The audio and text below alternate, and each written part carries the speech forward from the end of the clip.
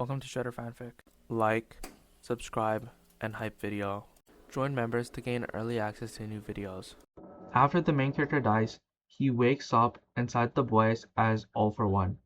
When he was reborn as All for One, at the start he is given every single quirk from My Hero Academia, no matter how broken. What will All for One do inside of the boys' universe? The boys, reborn as All for One, I have all quirks from MHA. Chapter 1, The Offer in the Woods. The last thing I remembered was the horn. A blinding light, a rush of panic, then impact metal meeting bone, the shattering finality of it. I didn't feel pain, it was too fast for that. One heartbeat later, I was gone. Then came air. Cold, thick, sharp with chemicals and metal. I opened my eyes. The room around me was dim, industrial steel walls, humming machines, the low buzz of electrical currents running like veins through the floor. I sat in a high-backed chair, my gloved hands resting on my knees. My breathing echoed in the silence, deep and mechanical. It took a moment to realize it wasn't my breathing. It was filtered through a mask. I looked down, a black suit, polished gloves, perfect posture. My reflection glimmered faintly in the glass wall to my right. The shape of the mask was unmistakable, smooth, ridged, an image of dominance. All for One. The recognition hit me like another impact. The world around me felt different, denser, charged. I stood slowly, each motion deliberate. The power in this body wasn't just physical. It was endless.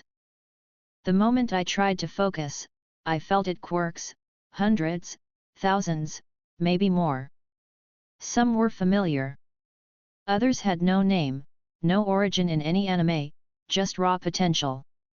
Each one thrummed faintly in my consciousness, waiting for me to choose it.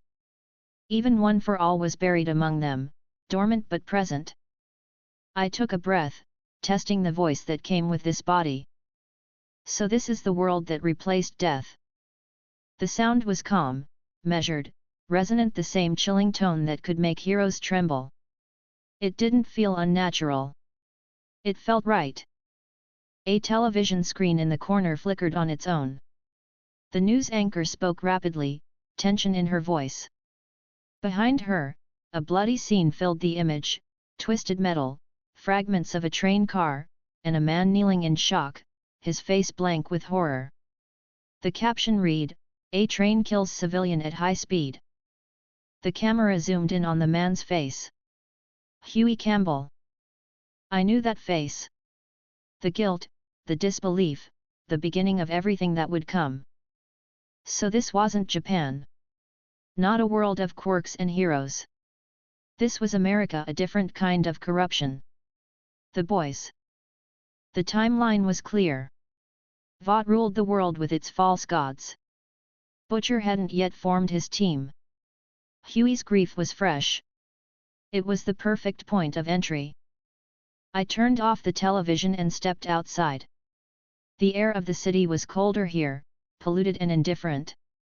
My instincts, perhaps All for One's instincts, pulled me toward a bar on the east side. I found him there. William Butcher. He leaned against the wall outside the pub, cigarette in one hand, cheap beer in the other. His expression was that of a man who'd seen too much and trusted no one. His eyes carried rage, not yet sharpened into purpose. I approached. The sound of my boots on the pavement caught his attention. He looked up, squinting. "Oi," he muttered, straightening. "Who the fuck were you supposed to be?" I didn't answer. I simply stopped 3 feet away, watching him. The air between us grew heavy. Butcher frowned. "You deaf, mate?" I said. He stopped speaking when I raised my hand. His body lifted from the ground effortlessly, as if gravity had decided to ignore him. His beer fell, the bottle shattering against the pavement. "What the fuck?" he gasped, thrashing. "Calm yourself," I said evenly. My voice was smooth, deliberate, the same tone I had heard 100 times from behind a screen. I mean you no harm, William Butcher. The hell are you? Let me down, you freak. I did. Gently. His boots hit the ground, and he stumbled backward, hands on his knees, breathing hard. Before he could recover, I snapped my fingers. The air rippled. The city vanished. He dropped to his knees in a forest clearing, the sudden disorientation making him gag. He looked around wildly. Trees, moonlight, silence. No roads. No buildings. Just nature. The fuck did you just? Teleportation, I said. One of my simpler abilities. He staggered to his feet, glaring at me. You one of them? One of those bloody soups? Yes. He spat to the side. Right. Thought so. You drag me out here to what? Show off? No, I took a slow step closer. To offer you something. Offer me? He laughed harshly. You're talking the piss. I can give you power. That made him pause. His grin faded. What, you making jokes now? No jokes. True power. The kind that cannot be bought, synthesized, or stolen. He squinted at me. You lot already think you're gods. What's this supposed to be? A recruitment speech. I do not recruit, I said. I invest. He tilted his head slightly. Invest. Yes. I choose those who can reshape the world alongside me. Right, he muttered, half to himself. So, what's in it for me? I reached out my hand. Power gathered, faint but visible, swirling at my fingertips. Prove. He eyed it cautiously. What's the catch? None, I said. But I will ask something small of you later. For now, you will see what I am capable of. He exhaled sharply. Fine. Show me. In one motion, I placed my palm over his chest. He tensed. A shock ran through him, not pain, but force, like something alive burrowing into his nerves. He stumbled back, clutching at himself. What the fuck did you do? Focus, I said. Look at that tree. He turned his head toward a thick oak. Think of destroying it. He gave me a baffled glare, but the moment his focus narrowed, his eyes burned red. Two beams of searing light erupted forward, cutting clean through the trunk. The tree collapsed instantly, the sound echoing through the woods. He stared, breathing hard, stunned. Bloody hell! The ability to emit energy from your eyes, I explained. It will obey your will. You can refine it in time. He rubbed his face, still dazed. How'd you do that? Consider it a gift. He looked back at me with caution, curiosity slowly overtaking disbelief. Why give me something like this? Because I see potential in you, William Butcher. You despise the false gods of this world, yet you have no means to challenge them. I can change that. He folded his arms, feigning indifference. So you just hand out powers to blokes who hate soups? Sounds like bollocks to me. I require nothing now, I said. But tomorrow, you will bring me the man whose grief was displayed on the television tonight, Huey Campbell. He frowned. The kid whose bird got smeared across the street. Yes. Bring him to me. Then, and only then, will I explain more. He stared at me in silence for a long moment, then gave a short, humorless laugh. You're a proper nutter, you know that. Perhaps, I replied. But even madness has a method. I turned, looking toward the sky. Tomorrow night. This place.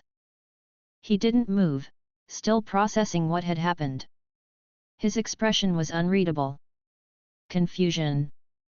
fear. Maybe the faintest glimmer of awe. Before he could speak again, I vanished. The forest faded from my view, replaced by the rooftop of a distant skyscraper overlooking the sleeping city. From here, I could see everything: the glow of the lights, the invisible rot beneath the glamour. A world ruled by arrogance and greed. I placed my hands behind my back and let the wind pass over me. A new world. New rules. And this time, no one to stop me. Chapter 2, A Mutual Understanding. The following night arrived without sound or ceremony. The forest was quiet, the air cold enough to form a faint mist that drifted low between the trees. I waited, standing in the same clearing where I had first met William Butcher. The moonlight cut across the ground in narrow lines. Every sense around me reached outward, listening for the movement of leaves, for the rhythm of two approaching heartbeats. They came late. Butcher was walking first, cigarette hanging from the corner of his mouth, hands in his coat pockets. The man behind him, thinner, uncertain, was Huey Campbell. His steps were hesitant, almost clumsy on the uneven ground. His eyes kept darting to the trees, like a cornered animal searching for escape routes. Butcher's voice broke the still air first. "All right, we're here, you masked bastard." His tone was sharp but restrained. He was cautious now. That was good. I turned slowly to face them. My voice, when it came, carried evenly through the quiet. "Good evening, William. And you must be Huey." Huey stopped walking. Yeah," he said quietly. Who are you?" Butcher stepped slightly in front of him, still watching me carefully. "You're looking at some kind of freak, mate. Floats people around, teleports 'em halfway across the bloody country. Thought you'd want to see this." Huey looked between us, confused. "You said he could help." "I said he's got power," Butcher replied. "Didn't say he's friendly." I walked closer. Butcher tensed, but he didn't step back. Huey's breath quickened. I stopped a few feet away, letting the silence linger just long enough for both men to feel it. "I am not your enemy," I said. Butcher snorted. "Yeah, that's what they all say." "I understand your hatred," I continued calmly. "You despise Vought. You despise the soups they create. I have no allegiance to them. My purpose aligns with yours. I want Vought removed from power." That made him pause. He frowned. "You're tellin' me you're not one of them corporate bastards?" "I am not bound to them," I said. "I stand alone. Their control is an obstacle to my plans, as it is to yours. The enemy of my enemy is my friend." He stared for a moment, cigarette smoke rising from his lips. "That's a nice line," he muttered, "but I've heard worse from blokes tryin' to sell me lies." "I deal in results, not promises," I said. "You have already witnessed one." He grinned faintly, remembering. "Yeah. The tree. Still not used to that one." I looked at Huey, who still hadn't spoken much. "You've lost someone," I said. He blinked and looked away. "You saw the news." "I did," I said. "A cruel world took her from you. You wish for justice." Huey hesitated, his voice shaking slightly. "Yeah. I want them to pay. But I'm not like him," he said, motioning toward Butcher. "I'm not built for this stuff." Butcher gave a dry laugh. "You'll toughen up, sunshine. We all do." I stepped forward. "You will need strength to face those responsible. And I can grant you that." Huey looked at me, uncertain. "You mean, like what you did to him?" "Yes," I said. "I can bestow abilities. Carefully. Permanently." Butcher raised an eyebrow. "You sure about handin' that out, mate?" Don't look like the kid can handle much. Huey shot him a glare. I didn't ask for your opinion. You're about to get yourself blasted to dust, you'll want my opinion, Butcher said. I ignored their exchange. This ability once belonged to a man who commanded fire. It is called Blue Flame. The one who wielded it was proud, and though his path ended, his power remains. Do not dishonor it. Huey stared at my hand. You're serious? Entirely, I said. He swallowed hard. And what do I have to do? Nothing, I said. Only accept. I raised my hand. The blue glow pulsed faintly between my fingers. Huey stood still, his expression tightening with fear and anticipation. The energy passed into him with a single gesture. His body shuddered as the heat coursed through him, veins flickering faintly with color before settling. He gasped and stumbled forward, his palms against his knees. Smoke rose slightly from the ground beneath him. Butcher stepped back. Christ, you roastin' him alive. I shook my head. He is adjusting. Huey looked down. The grass near his boots was scorched, not burning but marked. He lifted one hand slowly, eyes widening when faint blue embers glowed around his fingers. Holy shit, he whispered. Butcher whistled low. Well, I'll be damned. Guess he's not dead. Control it, I said calmly. You will find it answers to emotion first. You must learn discipline. Huey nodded quickly. I can feel it.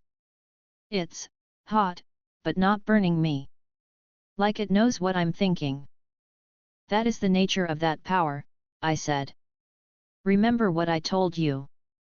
The man who bore it was strong, but his pride consumed him. You will do better. Huey looked at me with a strange mix of awe and uncertainty. Why give me this? You don't even know me. Because, I said, I require results. Butcher understands the war we are entering. You will learn it soon enough. Butcher exhaled, dropping his cigarette and crushing it under his heel. All right, you've got our attention. But you're talkin' big for someone wearin' a bloody gas mask in the woods. What do you actually want from us? I met his gaze. I already told you. I want Vought cut from power. Permanently. You want them dead. I want them dismantled. Our goals align. He tilted his head slightly, expression cautious. And what's your endgame, mate? I have no need to explain my endgame, I said. For now, we share an objective. That is enough. Butcher smirked faintly. You sound like one of them politicians. Fancy words, no bloody trust. I do not require your trust, I said. Only your competence. He chuckled quietly. You're a real piece of work. I have chosen you because you hate the right people, I said. That is enough for now. Butcher looked back at Huey, then to me again. And what's next? You hand out powers like candy, or you plannin' on keepin' it selective? For now, I said, selective. You will gather others. Build a team. When the time comes, we will cross paths again. If your progress impresses me, I will grant you both a second ability. The same for those who follow you. I reward success. Huey's eyes widened slightly. You mean you could just give more? Yes, I said. Power is not a scarce resource. But it is not free. Butcher rubbed the back of his neck, thinking. You're serious about this? Entirely. He gave a dry laugh. All right, then. Say we play along. We build this team. We go after Vought. What happens if we disappoint you? Then you will have proven unworthy of my time, I said plainly. He grinned faintly, not out of amusement, but challenge. Right. No pressure, then. Huey still looked uncertain. I don't even know what I'm doing. You will learn, I said. Butcher will show you the way. Rage gives direction when guided properly. Butcher looked at Huey, then back at me. You got any idea what kind of mess you're lettin' loose, pal? I have full awareness, I said. I have seen worse. This world needs correction, and you will be part of it. I have faith you won't disappoint my expectations. He huffed, scratching his jaw. Well, that's a first. Someone having faith in me. Huey adjusted his jacket, still staring at his hand as faint wisps of blue light flickered in and out. I can't believe this, he said quietly. You can believe it, I said. Or you can waste it. The choice is yours. Butcher turned to Huey. You heard the man. We've got work to do. Wait, that's it? Huey asked. That's it, Butcher said. We start small, get our feet wet. Find more soups worth knocking down.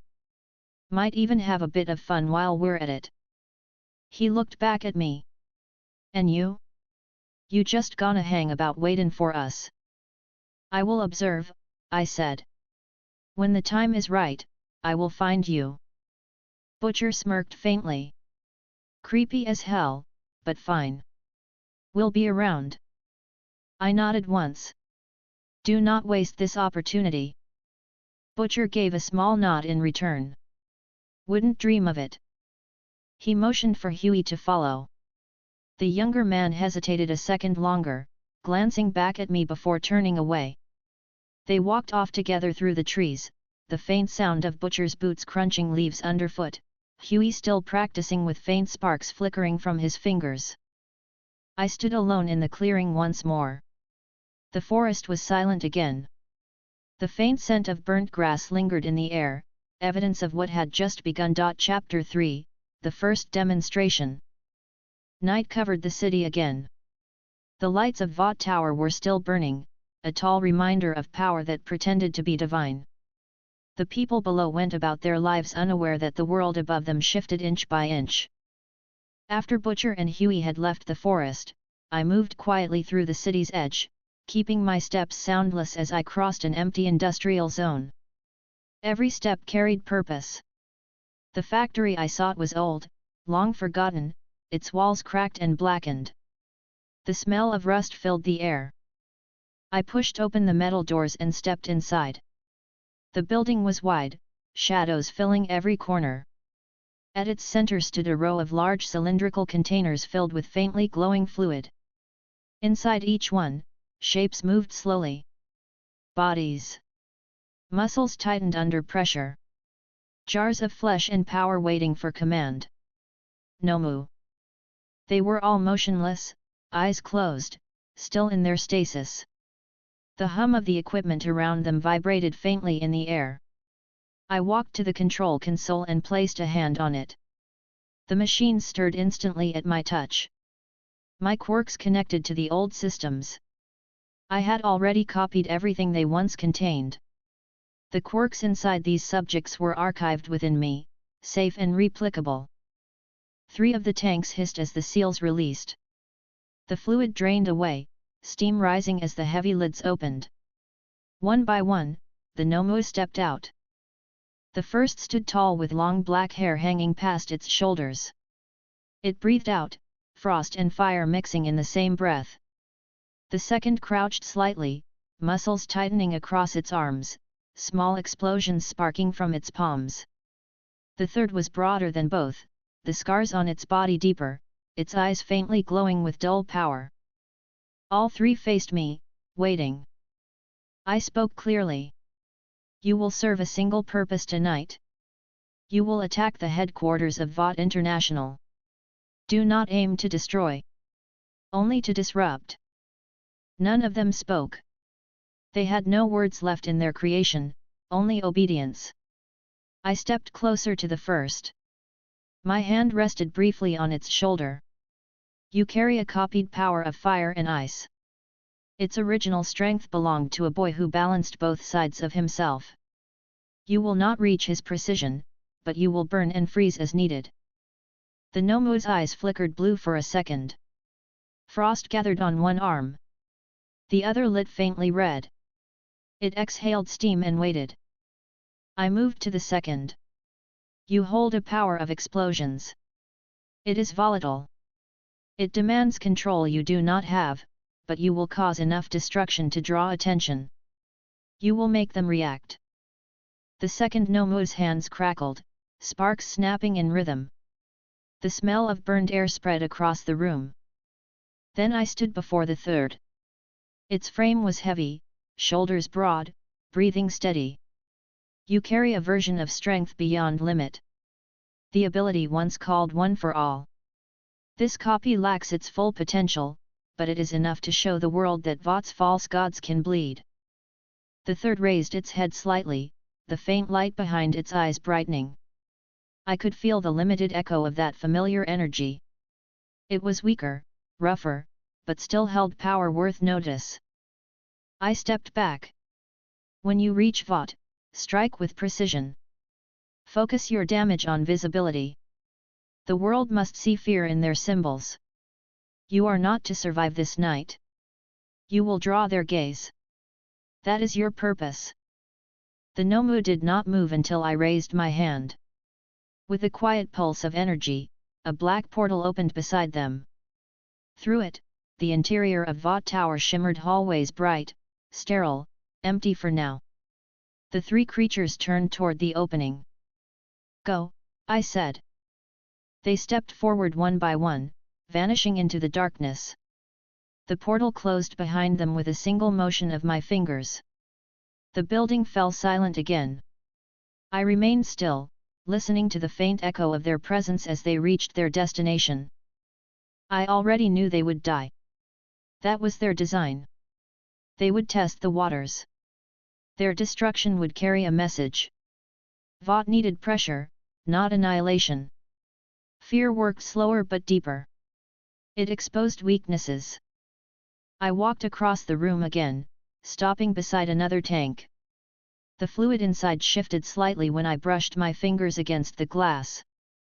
I had no intention of releasing more. Not yet.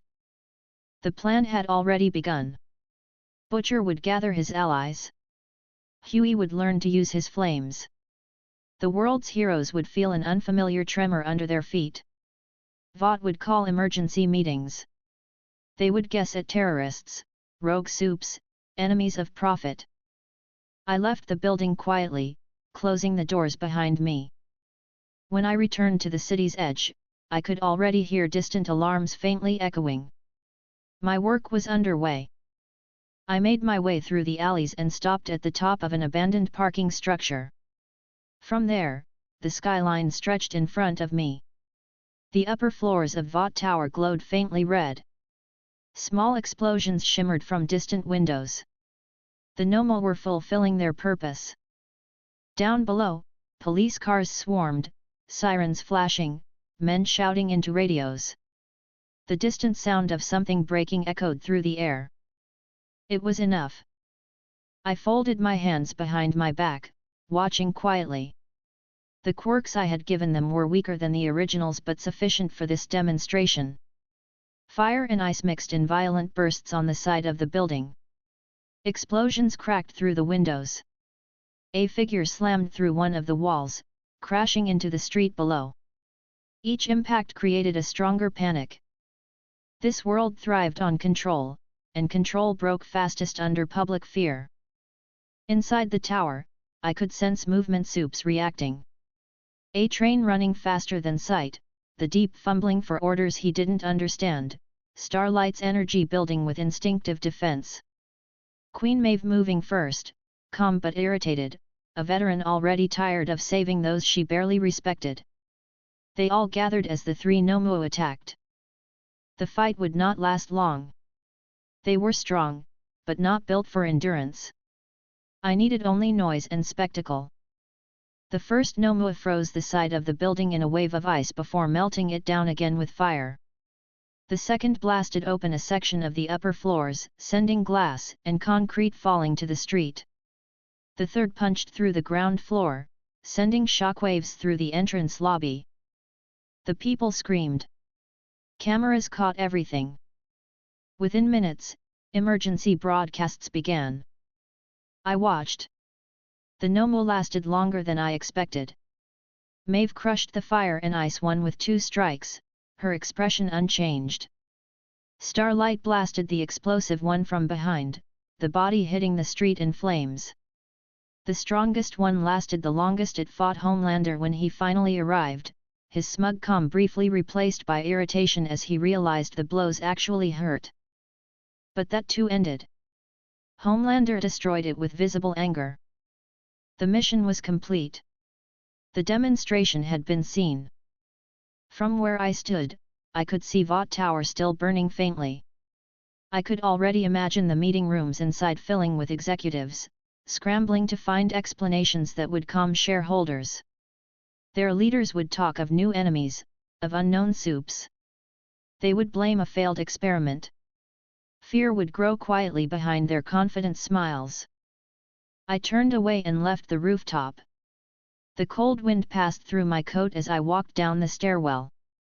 On the ground, a few people stood staring at the distant smoke, phones in hand, talking fast. They had no idea what any of it meant yet. They would soon. By the time I reached the lower streets, news vans were already moving toward the tower. Reporters shouted through microphones. Police cordoned off the area. I passed through unnoticed, suppressing my presence with a simple adjustment of my quirks. Back in the abandoned factory, the machines were still humming quietly. I looked once more at the empty tanks where the 3 had stood. Their remains would not return. They had served their role. The process would repeat. More could be made when necessary. I would give them different abilities, test different responses. Pressure must be maintained carefully, not in excess. For now, I only needed to wait. Somewhere else in the city, Soldier Boy existed quietly in the background, still hidden from the public. Queen Maeve drank alone, wondering if she should care about another attack. Starlight would soon question her role. The Deep would talk to anyone who would listen about redemption that never came. Every move in this world followed patterns I already knew. I could plan around them. Each piece would fall when pushed at the right moment. I stood in silence for a while before leaving again. The night outside remained calm despite the chaos only a few miles away. A siren's faint cry reached my ears but faded quickly. There was still much to be done. Chapter 4, The Night of the Attack. The first Nomua stepped out of the portal into Vought Square at 10:47 p.m. The night guards at the lobby doors didn't notice the distortion at first. It looked like heat rising from pavement until the ripple split open and released 3 figures that walked directly out of the air. Security lights caught them instantly. The first was tall, skin gray, a faint cloud of frost forming every time it breathed. The second was shorter and moved with a twitch in every muscle, sparks flickering from its palms. The third was huge, thick across the shoulders, veins rising under the skin. The guards reacted first, startled but trained. One raised a rifle. "Stop right there! Hands where I can see them!" The command meant nothing to them. The first Nomo looked up at the glass tower, its breath fogging against the cold air. A patch of frost spread under its feet. Flames rolled up one side of its arm. The guard repeated the order louder, voice shaking. The Nomo raised its left hand and released a wide burst of flame. The guard barely had time to move before the air caught fire. Heat swallowed the front doors, glass cracking, alarms screaming. The men at the desks inside scrambled for cover. The other 2 Nomua followed. The second jumped forward, landing on the steps with a sharp crack of concrete. The explosions from its palms went off in short bursts, blasting open the marble floor. The third walked slowly behind them, each step heavy enough to make the ground vibrate. Inside, the emergency systems activated. Red lights spun across the lobby. Automated messages ordered everyone to evacuate. 2 of the company's assigned heroes reached the lobby within minutes. They weren't from the 7 just mid-level soups used for security demonstrations and media work. One was a man called Shockwave, whose Quirk-style ability produced concussive blasts through his arms. The other, Jetstream, could manipulate small bursts of air for mobility. Both were used to easy assignments. Neither had ever seen anything like what was now tearing through the building entrance. Shockwave pointed at the intruders. "What the hell are those things?" Jetstream lifted off the ground, hovering just above the floor. "They look like soups, but Jesus, look at their eyes." The Nomu didn't respond. The Frost and Flame one stepped forward again, breathing unevenly. Its fire had already burned half the reception desk. Shockwave raised his arms. "All right, freaks, you picked the wrong damn place." He released a blast from both hands. The sound cracked through the lobby. The wave hit the Nomu full in the chest, sending it sliding backward a few meters. For a second, it looked like it might have worked. Then steam rose again from its body, frost forming across its shoulders. It opened its mouth and exhaled ice that spread across the floor toward Shockwave's feet.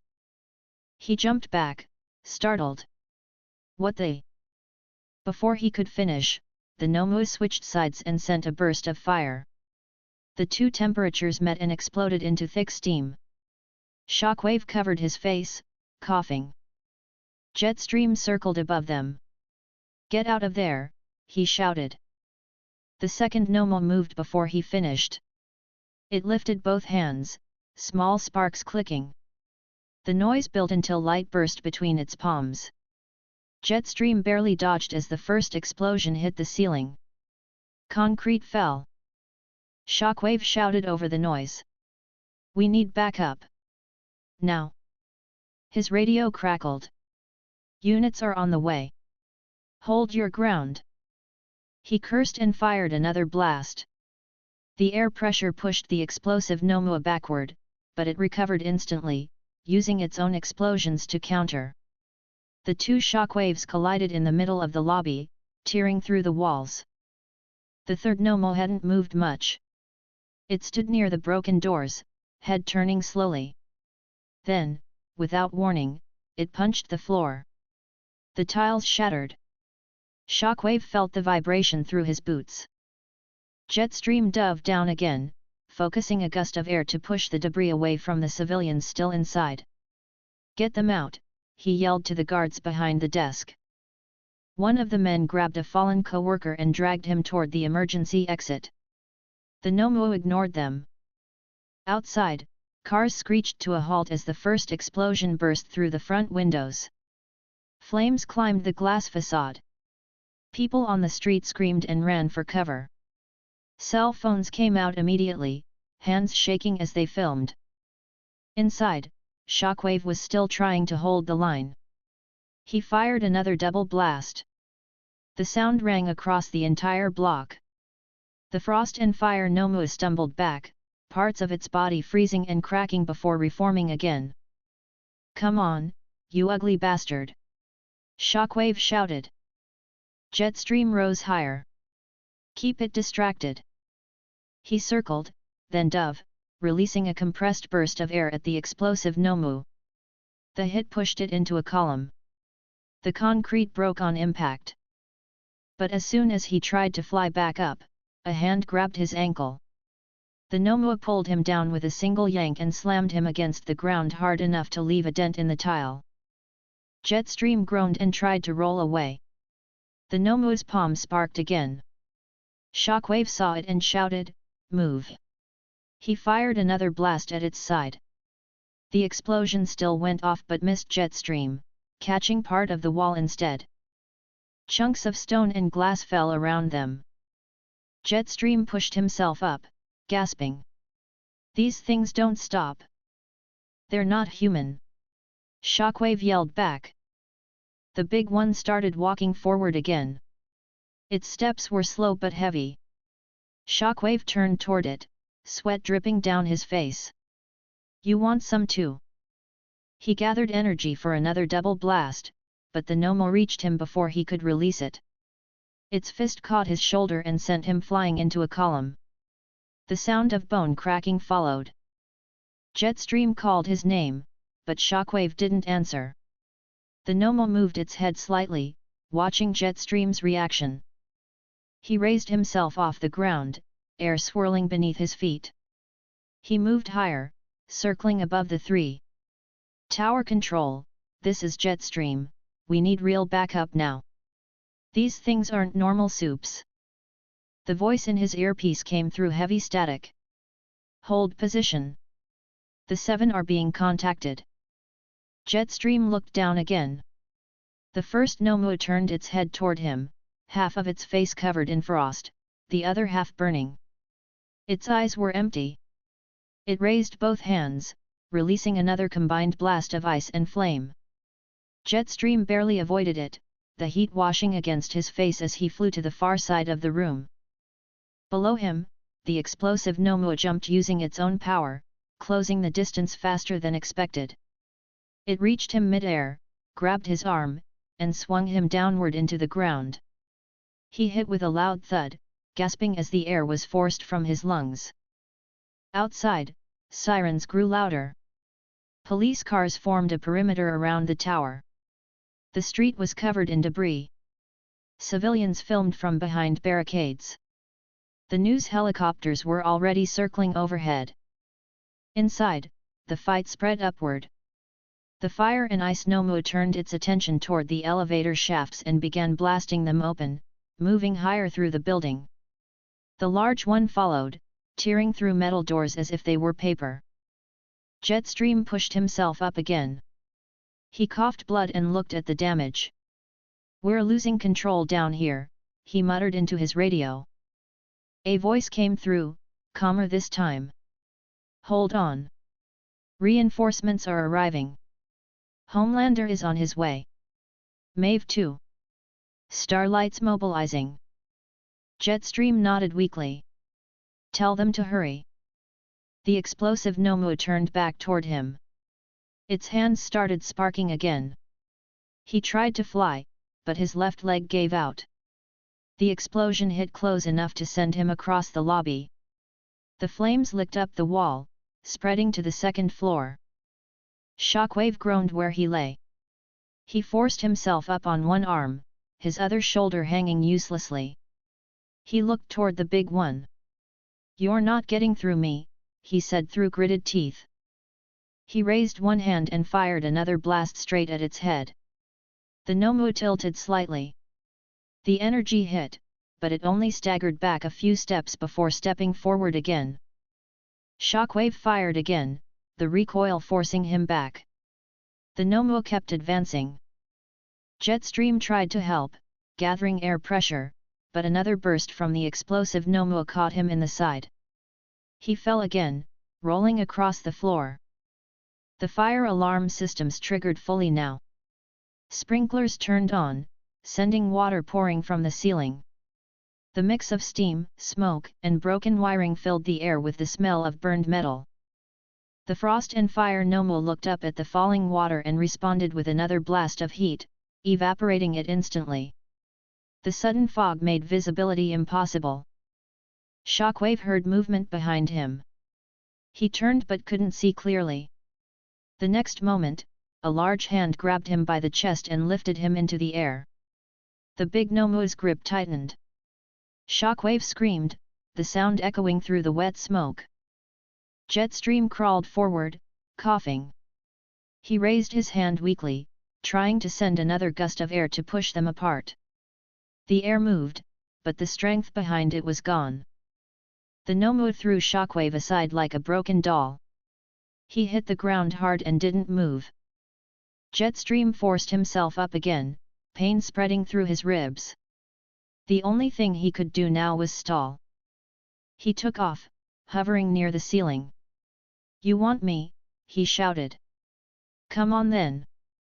The explosive Nomu jumped again, following him up. Their collisions cracked the glass panels across the ceiling. Jetstream dodged once, then twice, his movements shaky but determined. He managed to land a small burst of compressed air directly at the Nomu's head.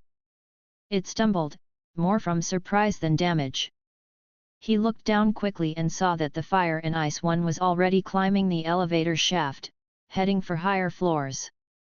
He pressed his radio again. "They're moving up.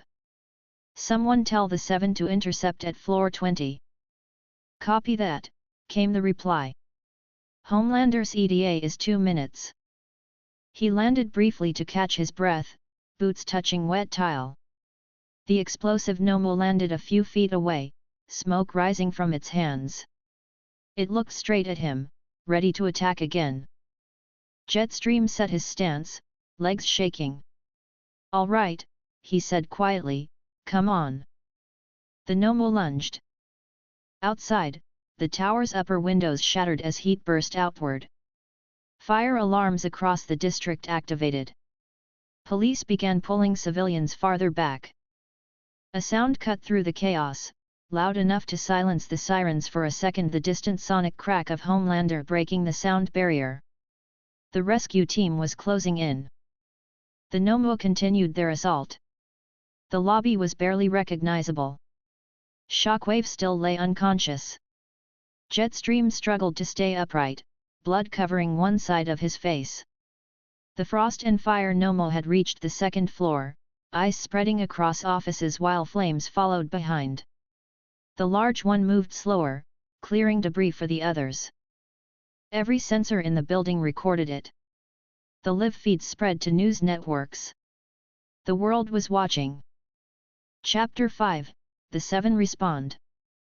The sonic boom cracked through the night sky, loud enough to rattle windows across Midtown. Homelander was already descending when he spotted the damage from above. Vought Tower's upper levels were burning, smoke curling into the air, glass scattered across the streets below. He slowed as he reached the building's midsection, hovering just outside the shattered windows. Flames licked up the walls. The heat brushed against his suit, but it didn't bother him. His eyes glowed faintly as he scanned through the smoke. His jaw tightened when he saw the movement inside 3 figures, one larger than the others, tearing through walls like paper. Below, Queen Maeve landed hard, boots crunching against debris. She looked up at him, hair sticking slightly to her face from the wind. "What the hell happened here?" she shouted over the noise. "Don't know," Homelander called down. Security feed said something about monsters. Maeve looked toward the lobby entrance. "You sure they're not just soups on Compound V benders again?" He smirked faintly. "If they are, they're gonna wish they weren't." Starlight arrived seconds later, sliding to a stop on the pavement, her eyes flickering with bright light. "Are we going in?" she asked quickly, glancing between them. "Yeah," Homelander said, his tone clipped. "Follow my lead. We clear the building, get the civvies out, and put down whatever's left in there. Cameras are rolling, so smile if you can." Maeve sighed. "Right. Cameras." They moved in together. Homelander burst through the shattered glass of the upper lobby. Maeve and Starlight entered through the side corridor. Inside, the air was thick with smoke. The sprinkler system still poured water, hissing when it met the fires spreading across the walls. Parts of the ceiling had collapsed. Jetstream's body lay near a column, blood smeared across his jaw. His chest rose weakly. Maeve knelt beside him, checking his pulse. "He's alive," she said. "Shockwave." "Over there," Starlight answered, pointing to a shape half buried under debris. She ran to him, pulling rubble away with both hands. "He's breathing." Homelander's voice echoed from the higher floor. "Move fast, we've got more up here." Maeve stood and looked at Starlight. "Get these 2 out. I'll back him up." "I can help," Starlight said quickly. "Then stay behind me," Maeve replied. They ran for the stairs. Each step up brought louder noises, the sound of glass breaking, the roar of fire, something heavy crashing through metal. When they reached the next floor, the heat hit like a wave. The first Nomu turned toward them. One side of its body was covered in frost, the other burning bright orange. The temperature around it shifted wildly, the air itself distorting from the heat. It swung one arm, sending a stream of ice across the floor that instantly froze everything it touched. Starlight reacted first, raising her hands. Light surged outward, blasting through the incoming frost. The heat from her energy melted a path forward. Maeve moved fast, stepping through the opening. She slammed her fist into the Nomu's chest, the sound of impact cracking through the air. It barely moved. It swung back, hitting her across the side of the head. She stumbled but didn't fall. Starlight fired another blast, this one hitting the creature's shoulder. The fire dimmed slightly before reigniting. Maeve wiped blood from her mouth and glared at it. "All right, ugly, let's go." She stepped in again, dodging the next swing and slamming her knee into its torso. The thing groaned but didn't fall. Homelander appeared through the wall, tearing it apart just to make an entrance. "Looks like you're having fun," he said, eyes flicking between them. "Less talk, more help," Maeve snapped. He smiled faintly, raised one hand, and sent a burst of heat vision across the creature's chest. The beam cut through the flames, slicing into its shoulder. The Nomu stumbled backward, the ice side of its body cracking. It opened its mouth and exhaled another wave of fire. Homelander stepped through it unharmed and grabbed it by the neck. He squeezed once. The sound of bone snapping filled the room. The body dropped limp. He brushed off his hands. "One down." Maeve looked around. There were 3. As if in answer, an explosion ripped through the far wall. The second Nomu appeared through the smoke, smaller but faster, sparks flashing from its palms. It threw itself forward, explosions trailing in its wake. Starlight raised her arms, light forming around her. "Get down," she shouted. The first blast hit before anyone could move. Homelander barely flinched as the shockwave rolled past him. Maeve shielded her face. Starlight slid back several feet. Homelander's expression shifted from mild irritation to annoyance. He disappeared in a blur of movement and reappeared behind the creature, grabbing it by the arms. "Stop making a mess," he said, and slammed it headfirst into the floor. The Nomu twisted, hands still crackling. It fired another explosion at close range. The flash filled the entire room. Homelander flew backward, crashing through a support beam, though he was unhurt. He looked at the scorch mark on his suit, face tightening. Maeve charged again. She caught the Nomu mid-turn, striking it across the jaw. The sound was sharp, echoing through the broken hall. It staggered, then turned, and fired again. The explosion hit her square in the chest. She hit the wall hard, breath leaving her lungs. Starlight stepped forward, light surging again. "Back off!" She blasted it straight in the torso, her energy bursting through the smoke. The Nomu hit the wall, its hands still twitching, then started to rise again. Homelander reappeared, his patience gone. He grabbed the creature by the head, lifted it off the ground, and fired heat vision straight through its skull. The body dropped limp. The smell of burned flesh filled the hallway. He exhaled sharply, shaking his head.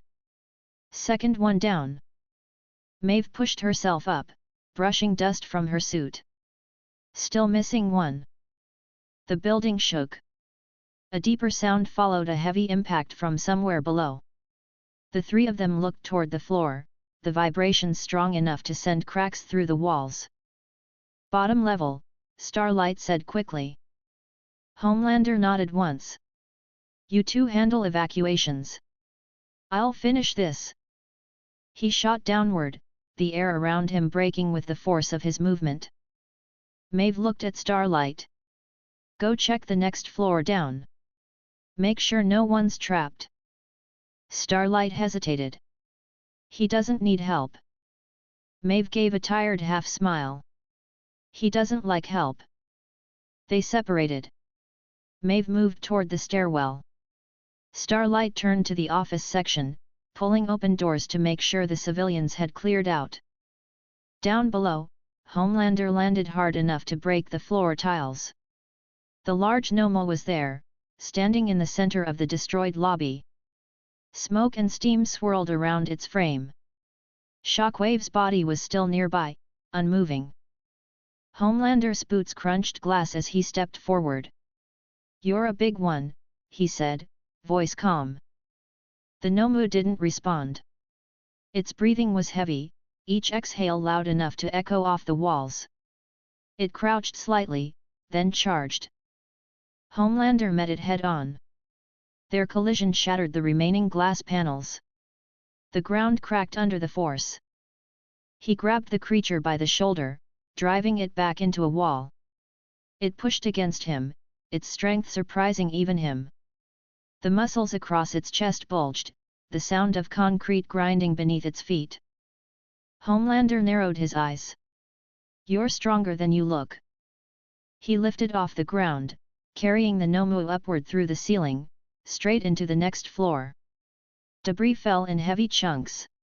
He released it mid-air, sending it crashing into the ground. It stood again within seconds.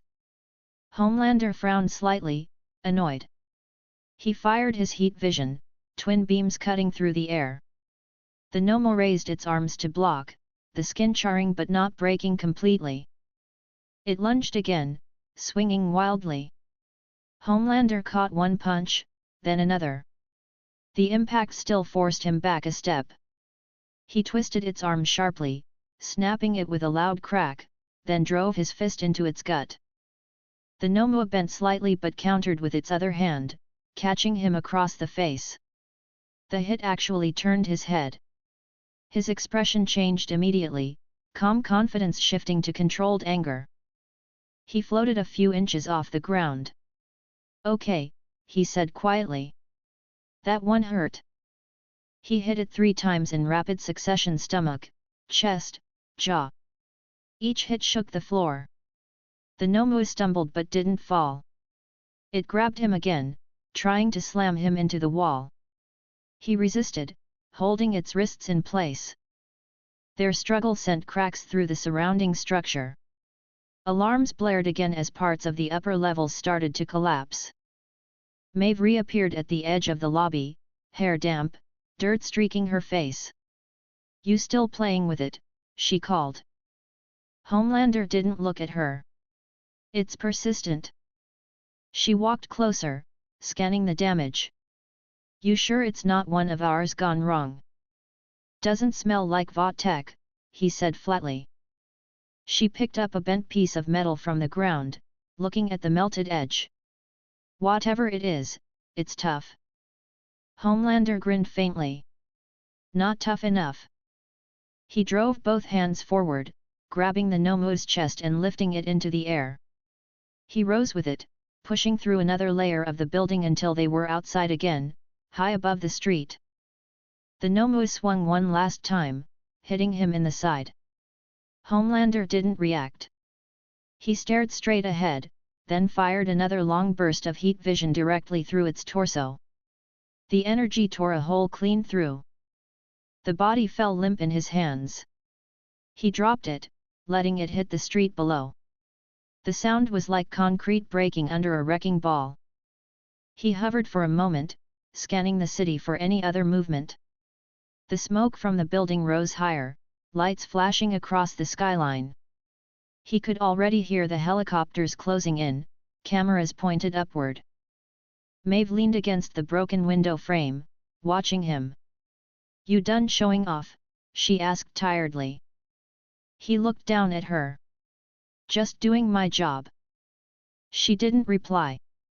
She turned back inside, where Starlight had rejoined them. "Civilians are clear," Starlight reported, voice quick but steady. Maeve nodded. Good work. Homelander landed lightly beside them, adjusting his cape. That's all of them, he said. 3 freaks, no survivors. Starlight looked at the damage. What were they? They didn't talk, didn't stop. They just kept going. Maeve answered quietly, doesn't matter right now. PR will find a name for them. Homelander's expression softened slightly, though his tone stayed sharp. We'll get answers. Edgar will want reports. Cameras caught everything. So smile when you walk out. People need to see heroes. Maeve rolled her eyes but said nothing. Starlight exhaled slowly, her glow dimming. The building burned quietly behind them as the first responders finally reached the entrance. Homelander gave the crowd outside a short wave before walking past the barricades. The media surged forward, shouting questions. Maeve followed, her steps slower. Starlight stayed behind a few moments longer, looking at the destruction before she turned to go. Inside, smoke continued to rise through the broken floors. The fire alarms finally began to fade. The fight was over, but the damage was everywhere. Chapter 6, Gathering the Pieces.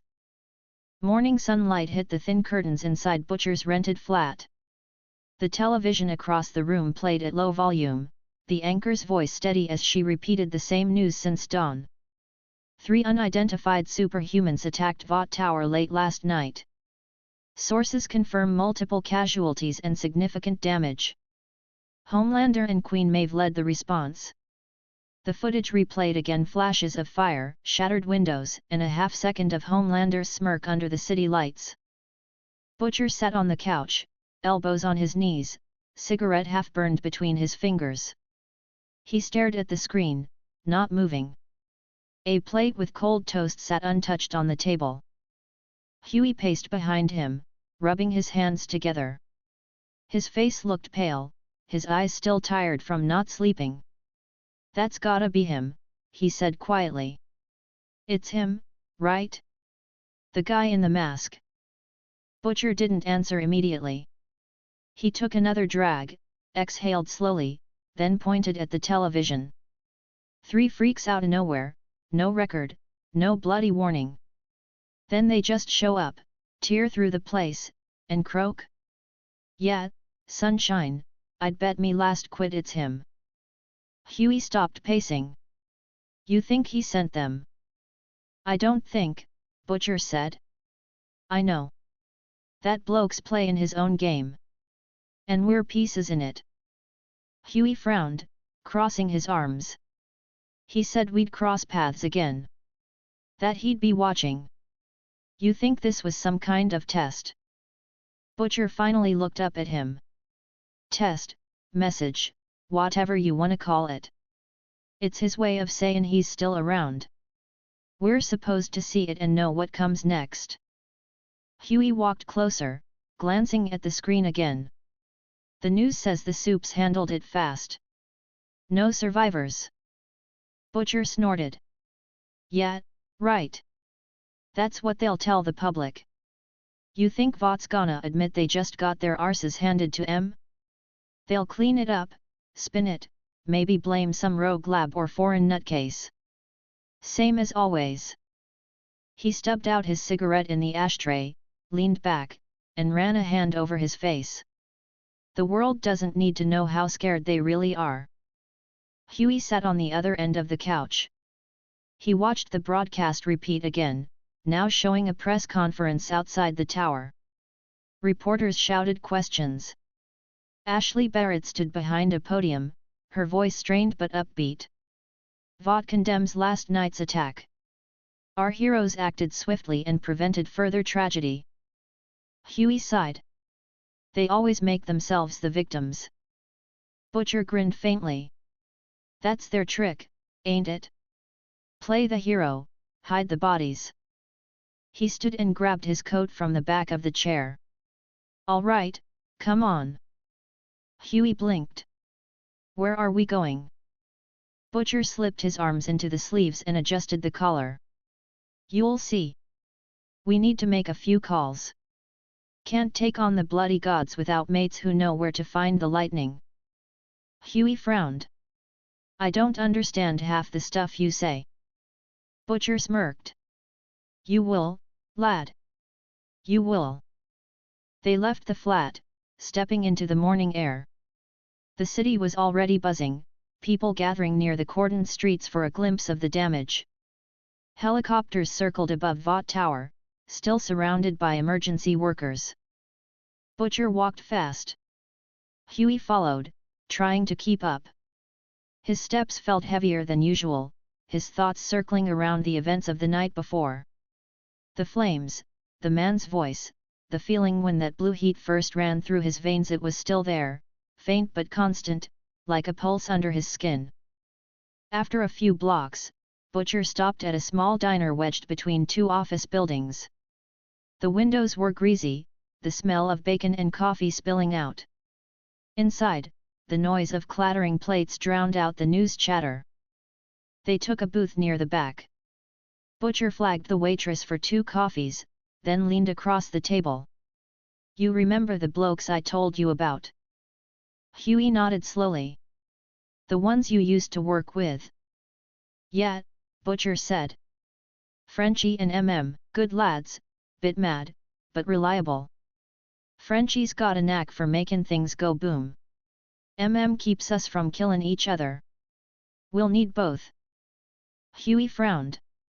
You think they'll even talk to you after what happened last time? Butcher smiled without humor. They will when they hear what's common. The world's changin', sunshine. Vought's got more on their plate than they can chew, and our mystery friend just made sure they start choking. The waitress returned, setting the cups down. Butcher thanked her and took a long sip before continuing. First things first, we find Frenchie. He moves around, but I know 1 or 2 people who can point us in the right direction. Huey stirred his coffee without drinking. And what about the guy who gave us these powers? We just wait for him to show up again. Butcher shook his head. Nah. Let him come to us when he's ready. Till then, we build something solid. He said he'd give us more if we impress him, right? So, we impress him. We do what we do best. Huey leaned back. And what's that? Butcher grinned. Smash Vought to bits, one bloody soup at a time. For a moment, neither of them spoke. The noise of the diner filled the gap, the sizzle from the kitchen, the hum of conversation, the clink of plates. Outside, a news van passed by, its screen still showing footage of Homelander flying through the smoke. Huey finally said, I don't know if I can do that. Butcher looked at him. You've already started. That blue flame trick of yours? That's a weapon, mate. You learn to use it, and you'll do just fine. I almost burned my hand off last time, Huey muttered. Practice makes perfect. Later that afternoon, they found an empty construction yard on the city's edge. Butcher drove them there in an old pickup, the kind that rattled even at idle. Dust and gravel crunched under the tires as he stopped near a half-built warehouse. This'll do, he said, stepping out. Huey climbed out, looking around. Do for what? Training, Butcher said simply. You gotta learn to handle what's inside you before it handles you. Huey stared at his hands. The faint blue heat flickered just under his skin when he focused. It still scared him every time it appeared. I don't even know how to control it, he admitted. Butcher shrugged. Start by not thinking too hard. It's like driving drunk, you keep your eyes straight and hope you don't hit the wrong bastard. That's not comforting, Huey said. Didn't say it was. They spent the next hour in the lot. Huey practiced summoning the flames, small at first, just flickers between his fingers. Each time, the fire burned brighter, the air around his hands shimmering. But every few minutes, he'd lose control, the heat would flare too strong, and he'd have to shake it off. Butcher watched from a few feet away, arms crossed, a mix of impatience and curiosity in his eyes. Not bad, kid. You've got potential. Huey tried again, this time managing to release a thin stream of blue fire toward an old concrete block. The surface cracked under the heat. He stared at it, surprised. Butcher grinned. See? Told ya. Keep at it, and maybe you'll scare someone besides yourself. Huey wiped sweat from his forehead. You really think this will help us take them down? Butcher nodded. Every little edge counts. We're up against gods in spandex. We take whatever help we can get. Huey looked down at his hands again.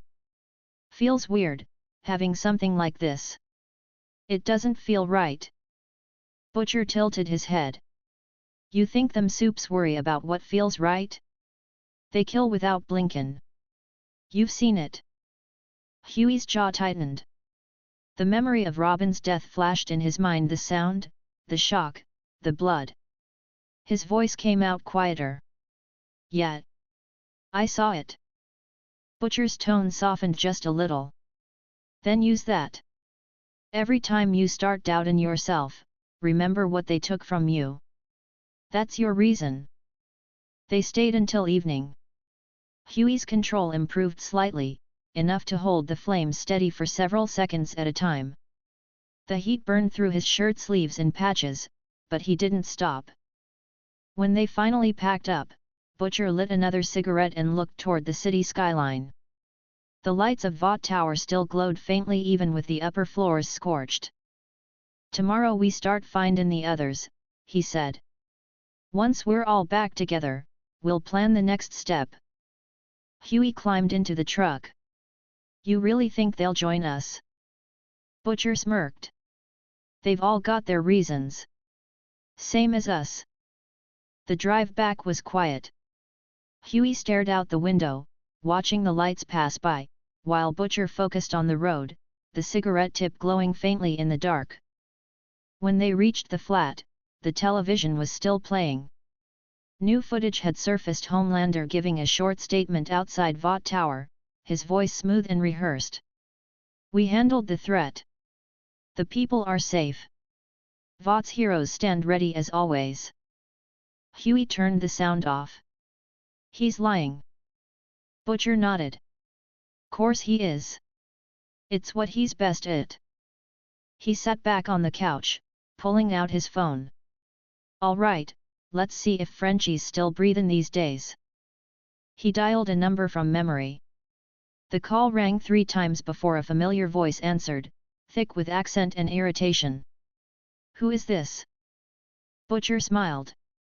Miss me, ya mad bastard. There was a pause.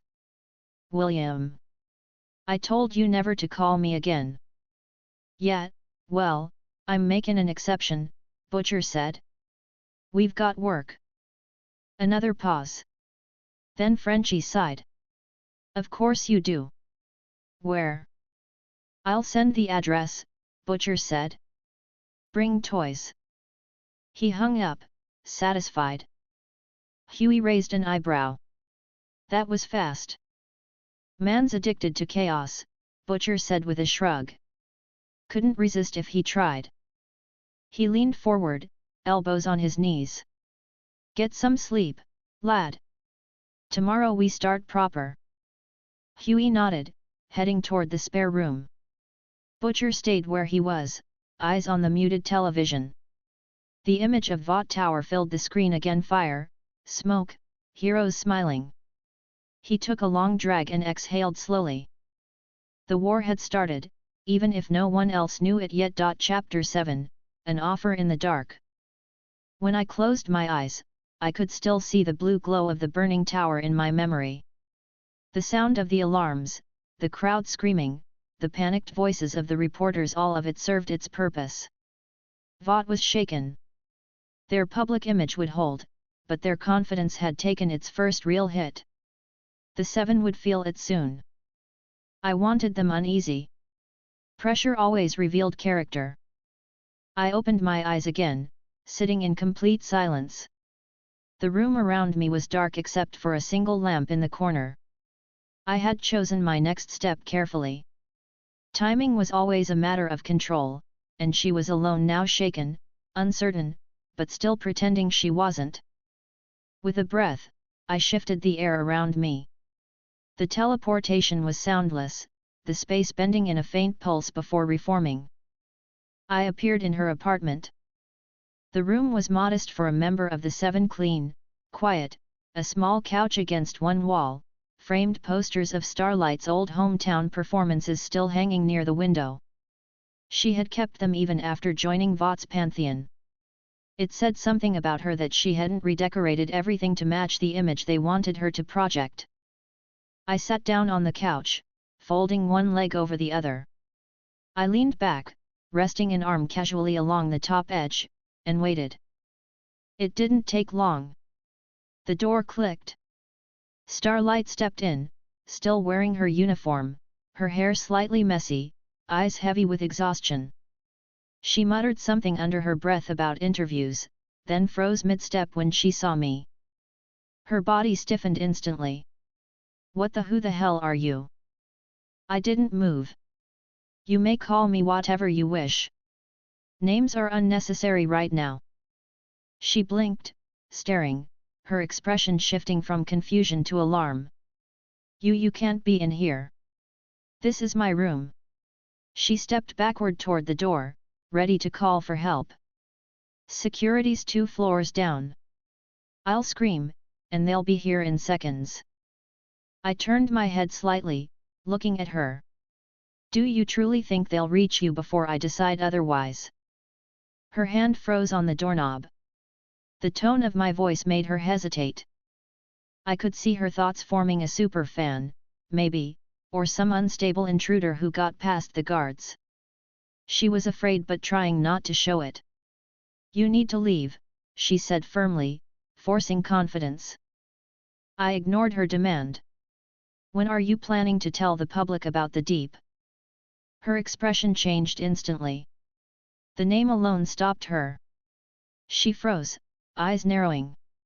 "What did you just say?" "You heard me," I said evenly. "When will you tell the public what he did to you?" She stared for several seconds, the air between us tense and quiet. "Who told you about that?" she asked finally, her voice low and sharp. "I don't need to be told," I said. "I know things. I know he used you.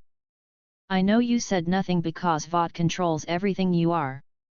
I also know that right now, the company is desperate to rebuild its reputation after the attack." She crossed her arms tightly, her voice rising slightly. "You don't know anything about me. You need to leave right now before I interrupted her calmly. "Before you what? Blind me?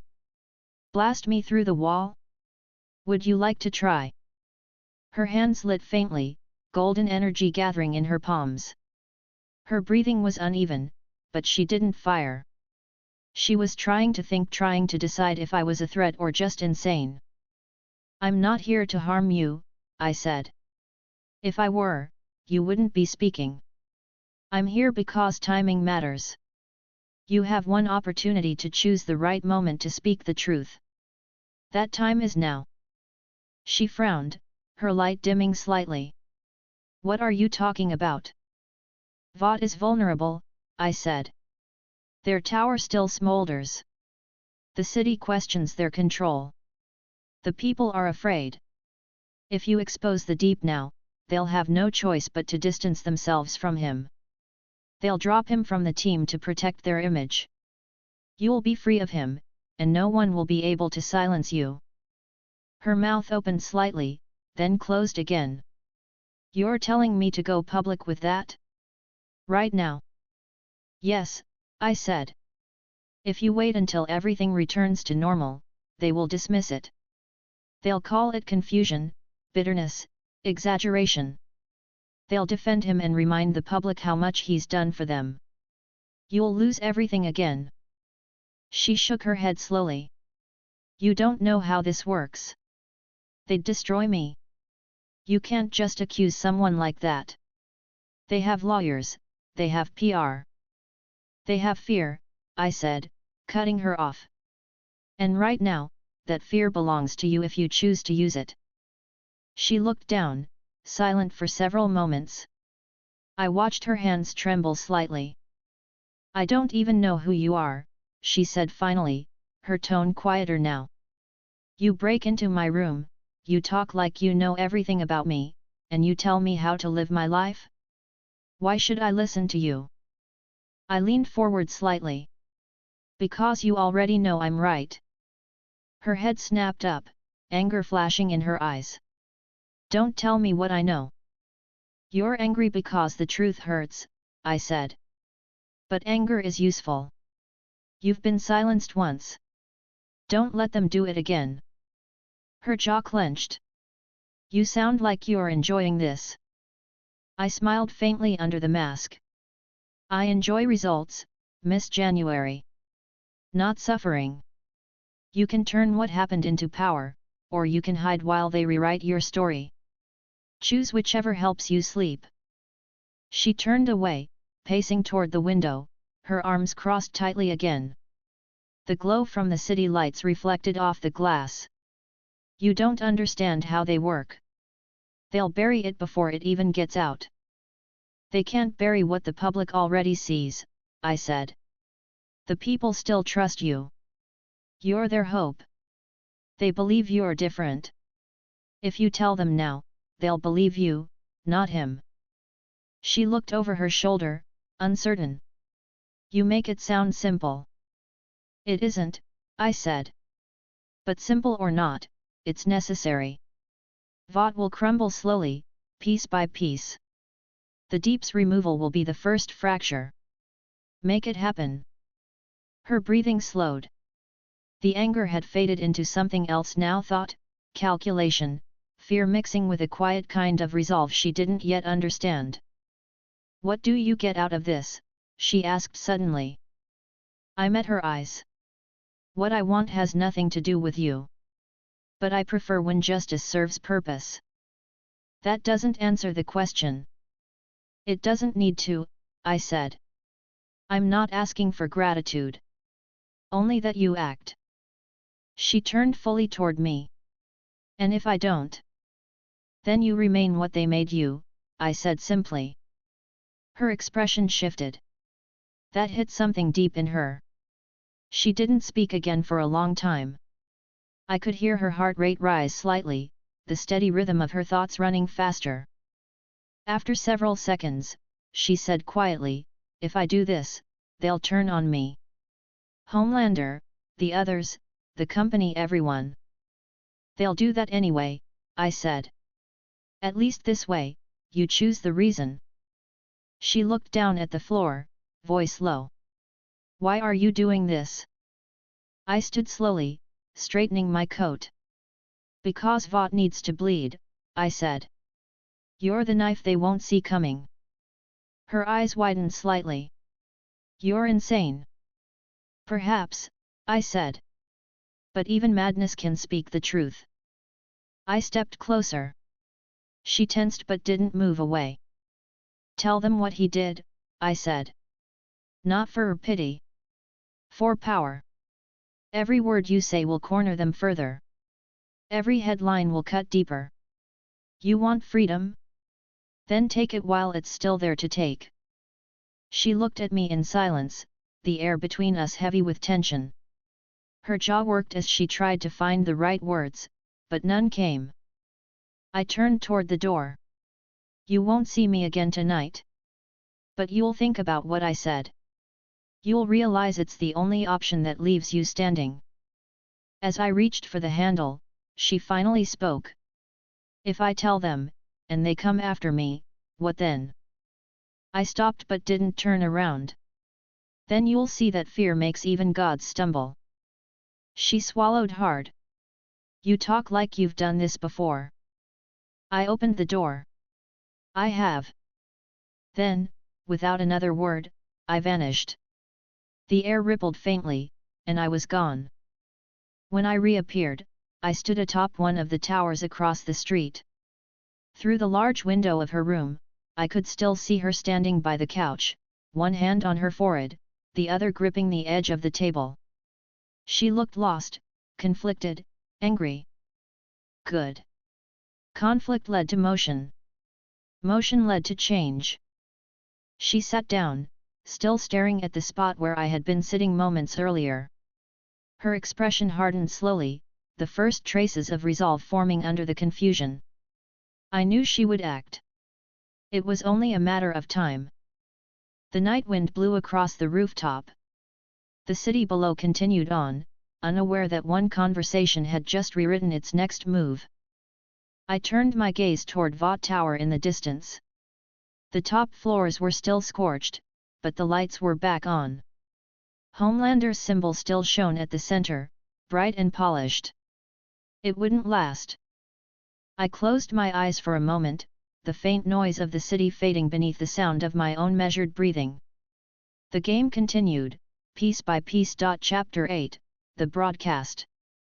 The morning air over the city was heavy, slow, and quiet in that brief space between rush hour and noise. I stood atop the adjacent building, the faint wind brushing against the long coat I wore.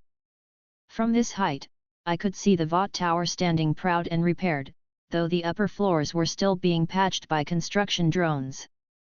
The night's chaos was forgotten in public memory faster than it should have been. They were efficient that way. But not efficient enough. Today was different. Today, the noise would be theirs. I reached into the small device I had borrowed from one of Vought's auxiliary security hubs, an untraceable transmitter for internal monitoring. It hummed faintly in my hand, connected through dozens of data channels. All it needed was the right broadcast frequency. I adjusted the controls until I found what I was looking for. Vought News Network. Starlight was scheduled for a morning interview, one of those scripted segments to reassure the public that everything was under control, that the heroes were fine, and that the world was safe under their care. The irony was almost pleasant.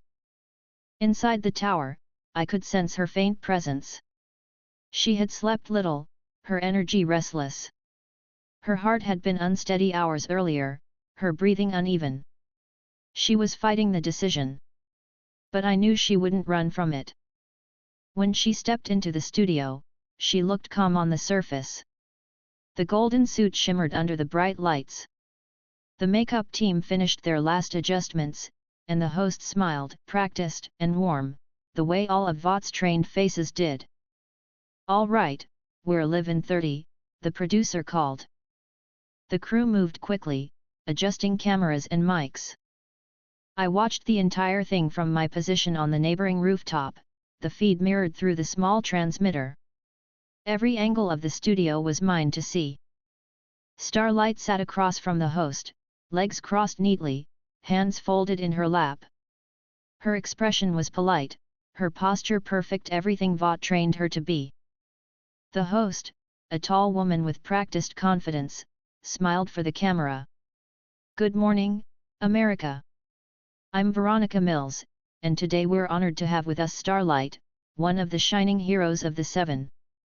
Thank you for joining us today." Starlight smiled lightly. "Thank you for having me. You've had quite the week," the host said, tone warm but scripted.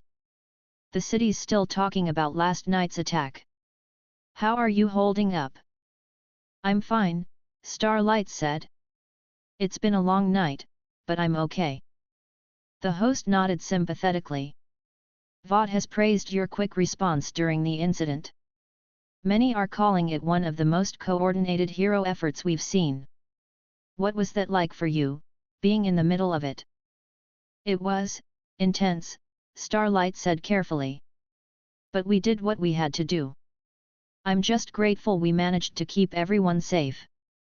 The first few minutes went as expected: light talk, public reassurance, polished answers. But her tone had a subtle shift each time the host mentioned Vought. Her voice tightened just slightly. Her smile faded quicker after each reply. The producer behind the camera didn't notice at first. I did. She was preparing herself. "Now," the host continued, "with so many eyes on the Seven after this event, I think the question on everyone's mind is how you're adapting. You're still one of the newer members. Do you feel you've been welcomed? For a moment, Starlight didn't answer. The pause lasted just long enough for the host's smile to twitch. Starlight. She exhaled slowly. I was. The studio went quiet for half a second too long. The host tilted her head. Was. Starlight looked up at her, and this time, her voice carried a steadier weight. When I first joined the Seven, I was so excited. I'd spent my whole life dreaming of that chance to be part of something I believed in. But the first day I arrived, one of my teammates assaulted me. The silence that followed was sharp. The host blinked, confused. I'm sorry, what did you say? He assaulted me, Starlight repeated clearly. The crew froze. Every camera operator hesitated. Someone off-screen gestured wildly, cutting their throat motion to signal the feed to stop. But the producer, the one who controlled the broadcast line, wasn't responding. Because I had already overridden it. My fingers moved across the small control pad in my hand. The internal communication feed was jammed. The cut button did nothing. Every viewer watching across the country saw everything. Starlight's hands were clasped together tightly on her lap now, her shoulders stiff, but she continued. He told me that if I didn't do what he wanted, he'd ruin my career. That no one would believe me. And he was right. I was scared. I didn't say anything. I let them all pretend nothing happened. The host's practiced smile was gone. Her eyes darted toward the camera operator, then the producer's booth. We can stop if you want. No, Starlight said firmly. I'm not stopping. The director's voice crackled faintly over the speaker in the studio, panicked. Kill the feed. Now. The technician replied, it's not responding, sir. I kept them frozen there, every signal routed through my device. Starlight looked straight into the camera now. Her tone was calm, but her jaw was tight. I know how this company works. They'll deny it, they'll twist my words, and they'll tell you I'm making it up. But I'm telling the truth. And if you've ever looked up to me, you deserve to know who these people really are. The host's face was pale. Starlight, Starlight ignored her. Vought's been lying to everyone. You see their heroes smiling on billboards, in commercials, saving cats from trees, but you don't see what happens when the cameras turn off. I did. And I'm done being quiet. The crew was panicking now. One of the assistants rushed toward the main switchboard, pulling plugs. The screen behind them flickered for a moment, then stabilized. I kept it alive, feeding the signal directly through every connected satellite. The broadcast continued. Her words spread like fire. The phones in the background started ringing non-stop. Social media exploded in real time. In the studio, Starlight's breathing had quickened. I could tell the rush of adrenaline had hit her. But she didn't back down. I know what this means, she said softly. I know what they'll do to me. But if even one person out there sees this and realizes they don't have to stay quiet, then it's worth it. She stopped there, hands trembling slightly, her eyes glistening but dry. The host opened her mouth to speak but nothing came out. The teleprompter had long stopped scrolling. Then, finally, the screen went black. The emergency cutoff had been reconnected manually, but it was too late. I shut off my transmitter, closing the feed. Across the city, people were still talking. Phones buzzed, computers pinged, the internet already flooded with clips of her speech. Within 15 minutes, every news network had picked it up. Vought's PR team scrambled to issue statements. They hadn't planned for this. They would deny, deflect, and redirect blame. But the story had already reached too many ears to control. I stayed where I was, the wind cutting softly across the rooftop. The faint hum of the city below mixed with the noise of helicopters heading toward the tower. Inside, chaos reigned. Ashley Barrett was the first to break the silence in the meeting room. "Oh my God, she just did that, Liv. She actually said it." Across the table, Homelander stood by the window, expression unreadable. He didn't like being surprised. How'd she get that through broadcast control? "I don't know," Ashley stammered. "The feed wasn't supposed to, maybe a glitch or a hack or..." "Fix it," he said simply. His voice was calm, but the tone made everyone in the room go still. Stan Edgar wasn't there yet. When he arrived, he walked in with his usual deliberate pace, adjusting his tie as if the building wasn't on fire. "What's the status?" Ashley handed him a tablet, her fingers trembling. "It's everywhere.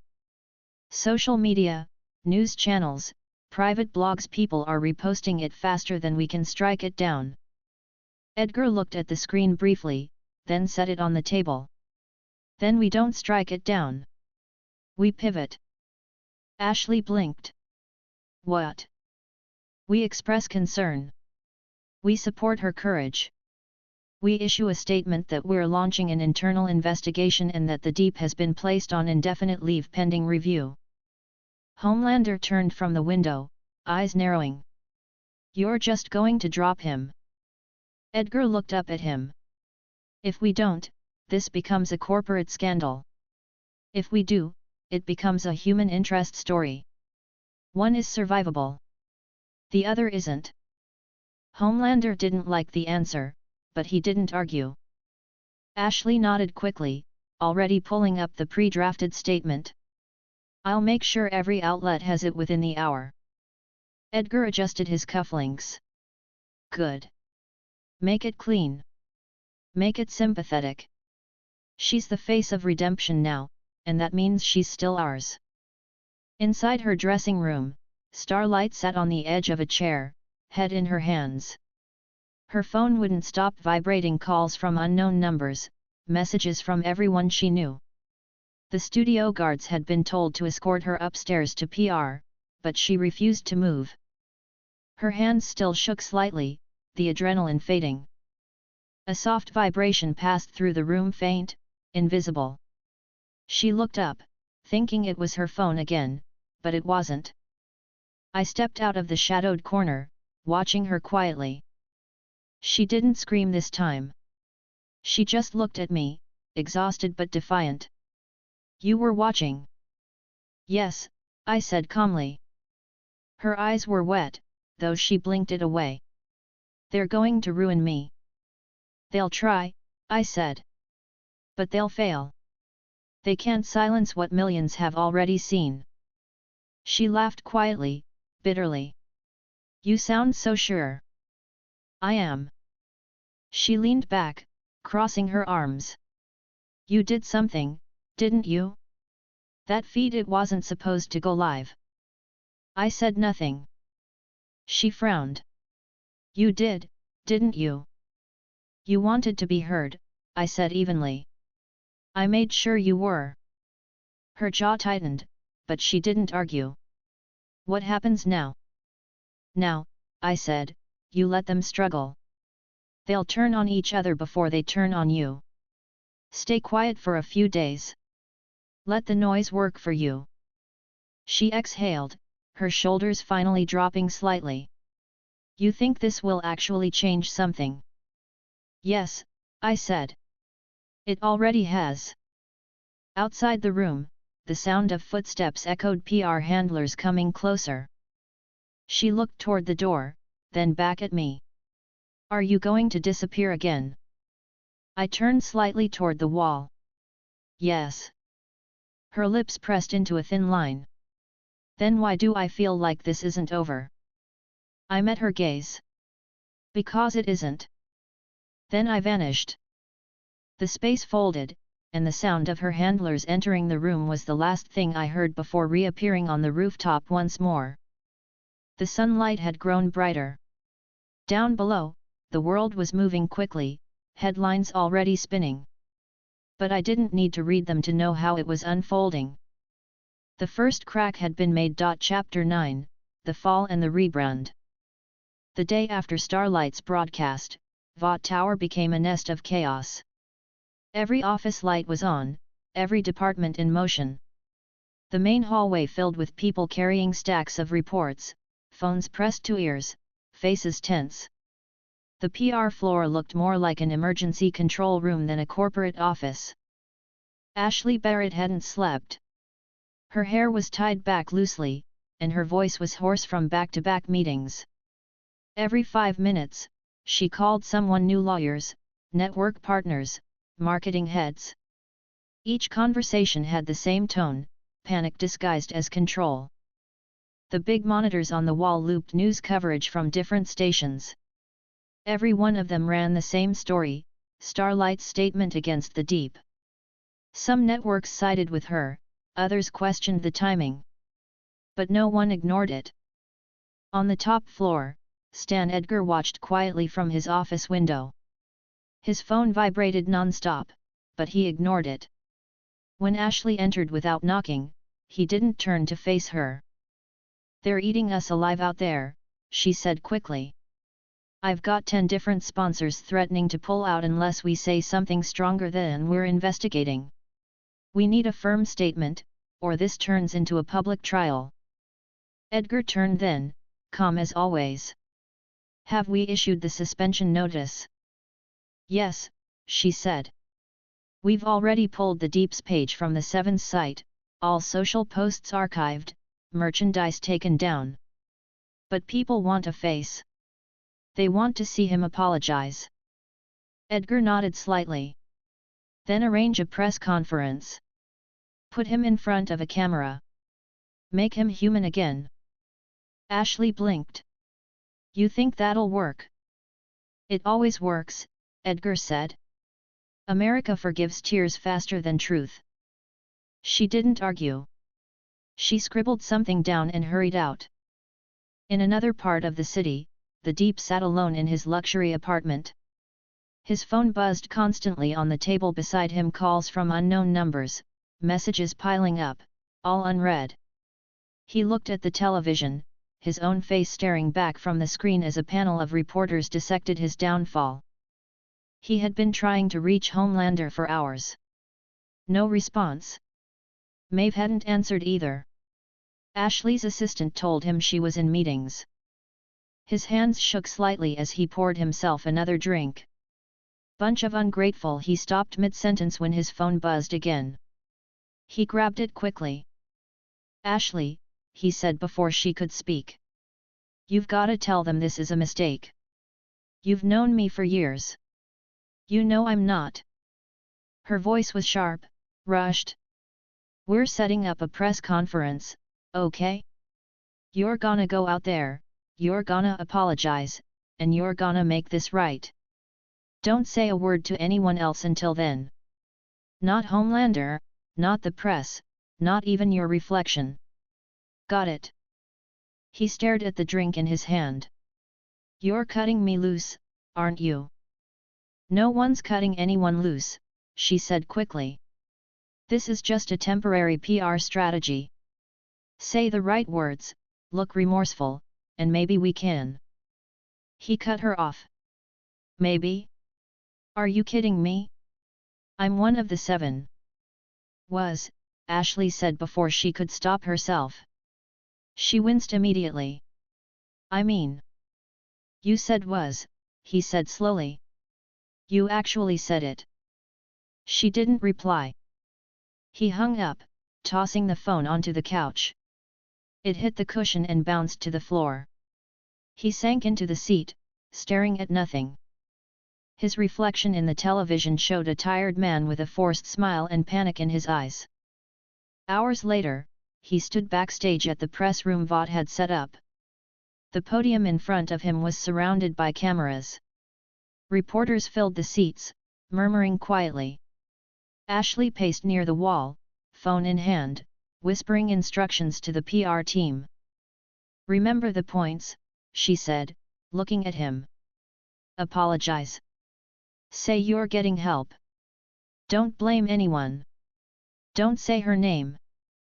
He gave her a small nod, his jaw tight. The lights turned on. Cameras pointed forward. A producer gave the signal.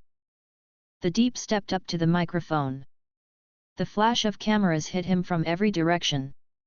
He cleared his throat. I want to start by saying I'm sorry, he said slowly. There have been allegations made about my behavior, and I want to take responsibility. What I did was wrong. I misused my position, and I hurt someone I cared about. He looked down for a second, then back up, forcing his voice to stay even. I've been part of Vought's family for years, and I let them down. I let you all down. I'm taking time to reflect, to heal, and to become a better person. The room was silent except for the clicking of cameras. Ashley stood to the side, arms folded tightly. She hated every second of it, but the optics were working. A reporter shouted from the back, "Are you saying Starlight's telling the truth?" The Deep froze. I'm saying I made mistakes." "So she's telling the truth," the reporter repeated. He opened his mouth, but Ashley cut in quickly, stepping up beside him. "We're not here to discuss private details. This is about accountability, and that's what he's doing. Thank you for your time." She led him off the stage before anyone could ask another question.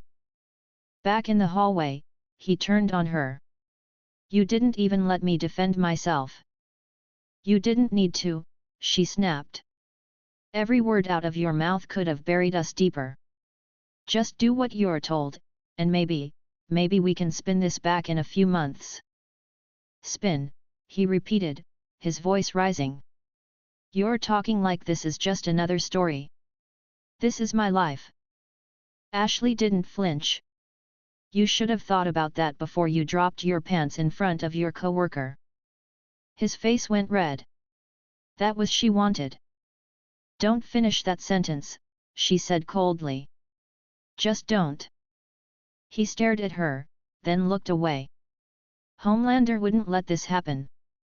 "Homelander doesn't care about you," she said, walking away. He stood there, breathing hard. Later that afternoon, the news broadcasted the full conference. The networks played it over and over. Some commentators praised his apology, others called it empty. But the message was clear, the Deep was done. Starlight's popularity skyrocketed overnight. Vought's social media accounts shifted instantly, posting carefully crafted messages of support for courageous survivors and transparency within the Seven. Inside the marketing department, new posters were already being designed. "Starlight, true power comes from within." The tagline was plastered across the mock UPS before anyone had even eaten lunch. By evening, Stan Edgar met with the PR heads in the glass conference room overlooking the city. Ashley sat at the end of the table, looking drained. He glanced at the reports in front of him. "Public opinion has shifted in our favor," he said. "Engagement on Starlight's pages has increased by 40%. Sponsors are stabilizing. The Deep's merchandise sales dropped by 95%, but that was expected." Ashley nodded. "She's trending as one of the most searched names in the country." Edgar leaned back. "Then we move forward. Reinforce the message. Book her on every talk show that will have her. Reframe her as a symbol of empowerment. If we own her narrative, we control the fallout." Ashley took notes quickly. "Got it." Homelander was sitting near the window, looking out over the skyline. He hadn't spoken since the meeting began. His hands were clasped, jaw tight. Edgar looked at him. "Something on your mind?" Homelander didn't turn. "You're turning her into the face of the company now." "She's good for business," Edgar said plainly. "Public sympathy always is." Homelander finally turned his head.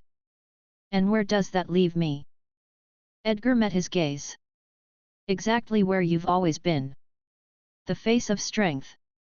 Starlight represents empathy. You represent power. Both are necessary. Homelander smiled faintly, but his eyes didn't match the smile. Right. Necessary. Ashley shifted in her seat, uncomfortable with the tension in the room. We're already drafting new team material, she said quickly. Homelander and Starlight side by side, strength and compassion. Edgar nodded. Good. That will keep the press occupied. Homelander stood up. I'll handle my own image, thanks. He walked out without waiting for permission. Ashley let out a quiet breath when the door shut. Edgar didn't react. Keep an eye on him, he said finally. He doesn't like sharing the spotlight. Ashley nodded. Understood. Down in the lower offices, the Deep packed his things. A single security guard stood by the door as he shoved items into a duffel bag: photos, small trophies, a Vought commendation plaque. He looked around the room one last time. The walls were covered with posters of smiling heroes. His own image had already been taken down. The guard cleared his throat. You about done, sir? The Deep gave a tight smile. Yeah. Guess so. As he walked out, reporters crowded the front steps. He kept his head down, moving quickly to the car waiting outside. The flash of cameras followed him until the doors closed. He leaned back, eyes closed. The silence inside the car felt heavier than anything else that day. Ashley called him once more before the car drove off. Where am I supposed to go? He asked quietly. Take some time off, she said. Lay low. There's a place in Sandusky. We'll set you up there until this blows over. He didn't argue. You'll call when it's safe. Sure, she said, though her voice made it sound like she wouldn't. The line went dead. At the same time, Starlight sat alone in her apartment again. Her phone was still buzzing with messages: producers, news anchors, fans. She hadn't replied to any of them. The silence between each vibration felt longer than it should have. Her publicist had told her she'd done the right thing, that she'd changed lives, that she was stronger for it. But the cost of it still sat in her chest. A notification flashed on the screen: Homelander wants to see you. She stared at it for a moment before typing a simple reply. When? The answer came quickly. Now. She set the phone down, exhaling through her nose. She stood slowly, straightening her uniform. Vought's branding department was already working late into the night. They had printed drafts of the new posters, slogans finalized, and press kits sent to every media outlet. The company had moved on. I watched from the same rooftop as before, the lights of the city bright below.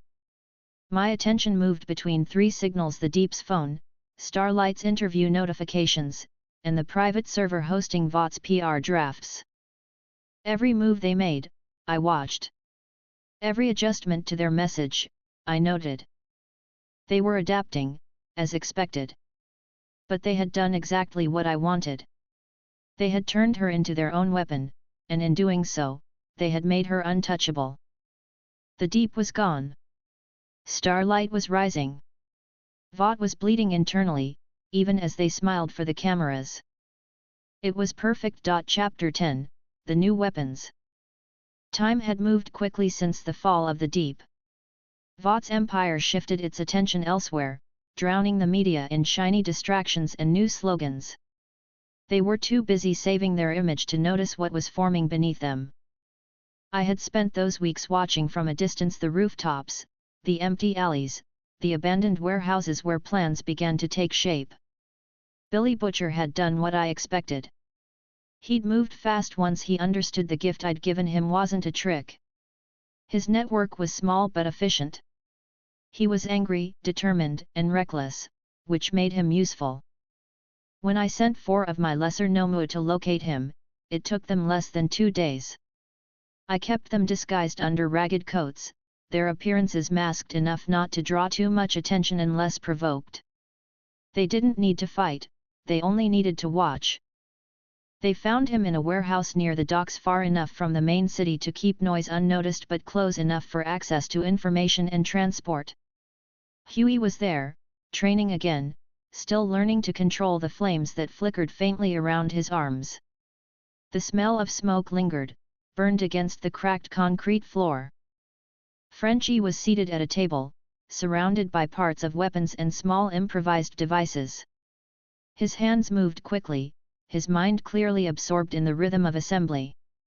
Mother's Milk, the group's quiet center, leaned against a crate nearby, arms crossed, watching them all with the calm of someone used to chaos. Butcher stood in the middle, directing everything. His voice carried across the space easily. "We're not here to play soldiers. We're here to burn bastards like Vought to the ground. Frenchie, you finish that detonator yet?" Frenchie didn't look up. "Almost. You rush me again, it blows up, and then we are both dust." Huey laughed awkwardly, wiping sweat from his forehead. "You sound like you've done that before." "I have," Frenchie said dryly. Mother's Milk shook his head. "You two keep talkin', he's gonna make you test it next." Butcher grinned faintly, lighting a cigarette. "Wouldn't be the worst lesson for him." I appeared behind them before any of them could sense the shift. The air grew still for half a second, not loud, just different. Butcher turned first. His cigarette froze between his fingers. "Well, look who decided to visit." Huey spun around, startled, the blue light on his palms sparking before he realized who it was. You're here." Frenchie dropped the screwdriver in his hand, his brow furrowing. "Who is this masked man?" Butcher gestured casually with the cigarette. "The one who gave us the party tricks, mate." Frenchie looked at me closely. "You mean this is the one responsible for the blue fire you shoot out your hands?" Huey nodded. "Yeah. That's him." Mother's Milk stood straighter, his eyes narrowing slightly. "He doesn't look like anyone I've seen on the news." "You won't," I said. My voice came out even, calm, deep enough to fill the air around them. "I prefer not to be seen." Butcher smiled faintly, flicking ash to the ground. "You like making an entrance, don't you?" "When the time calls for it," I said. I looked around the warehouse, taking in the state of things. "You've gathered your team. Good. I'm satisfied with your progress." He tilted his head. "Yeah, well, not much of a team without gear. We're running on scraps here." "I can remedy that," I said. Frenchie raised a brow. "You gonna give us more of those gifts?" "Yes," I said. "Two this time." Butcher stepped forward. "Give one to Frenchie. Give the other to MM." Frenchie blinked. "You're serious?" "Course I am," Butcher said. "You've got a mind for getting out of tight spots, and MM's the only one here with enough sense to stop us from blowing ourselves up." Mother's Milk frowned. "I didn't ask for that." Butcher shrugged. "Yeah, well, consider it a bonus for putting up with me." I stepped closer. Frenchie stood first, hesitant but curious. "What exactly will it do?" I lifted a gloved hand and placed it against his forehead. "You will be able to move short distances instantly only to places you've already been, and only if someone is with you. It will require focus. It is not an escape, it is a tool." He closed his eyes briefly, his body tensing.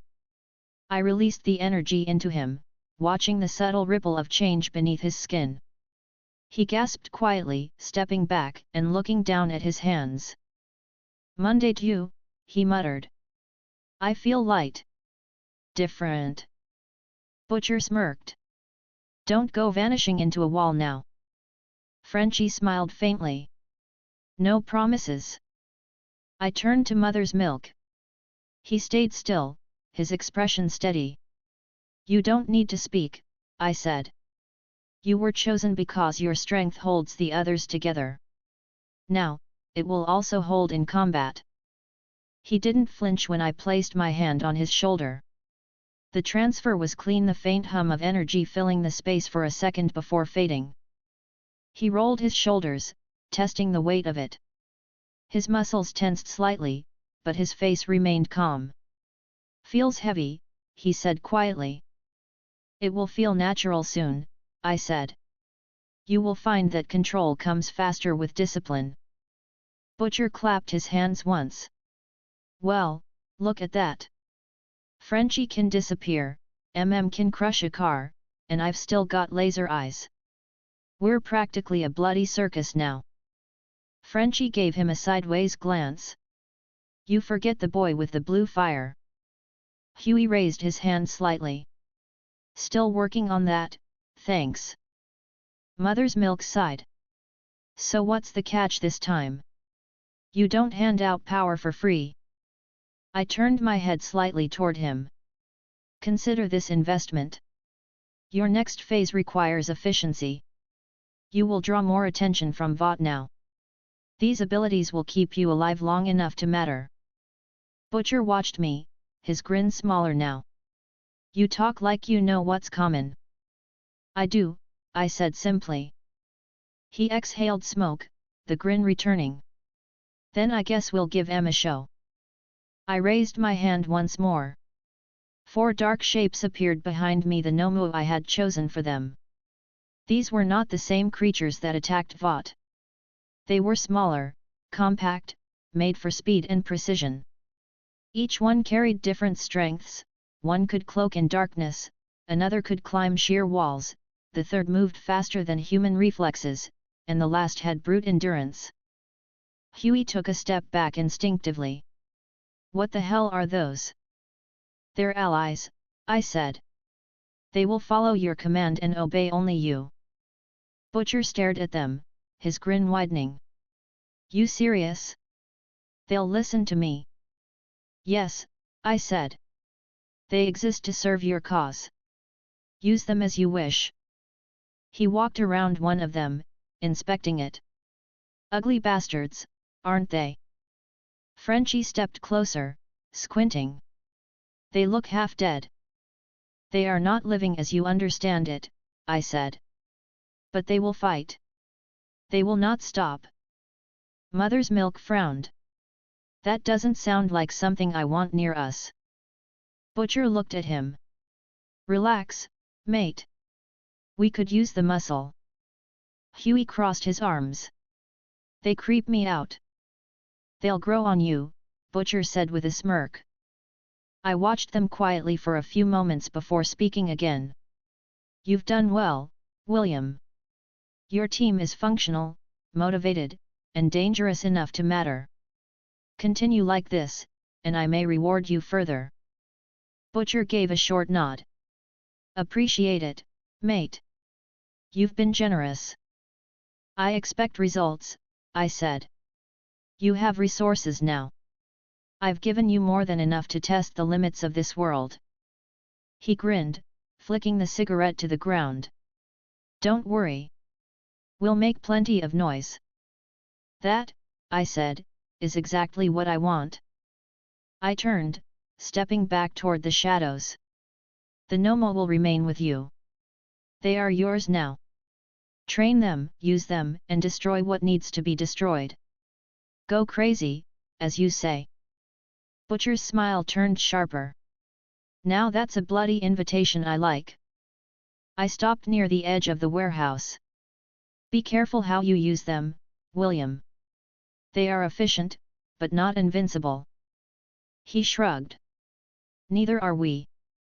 I gave a small nod. Then we understand each other. With that, I vanished, leaving them in silence with the creatures standing motionless in the center of the room.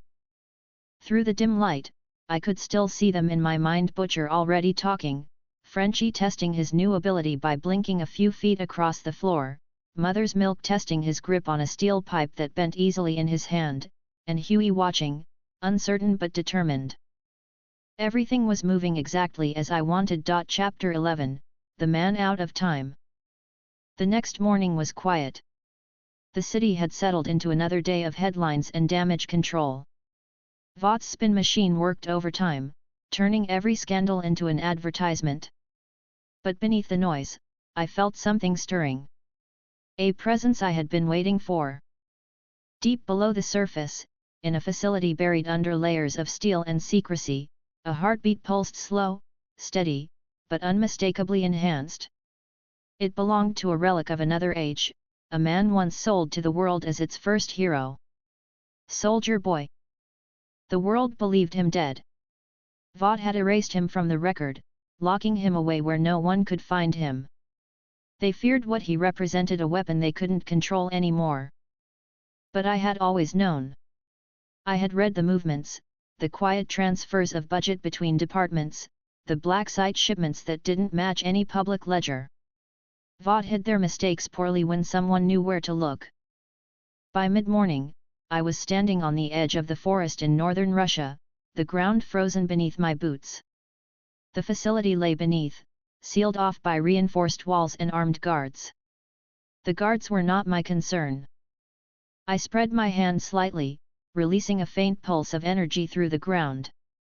The signal traveled like a ripple, finding its way into the circuits below. Within seconds, the lights underground flickered. Security cameras froze mid-frame. I descended quietly, folding the space between me and the corridor below. The smell of stale air and metal greeted me.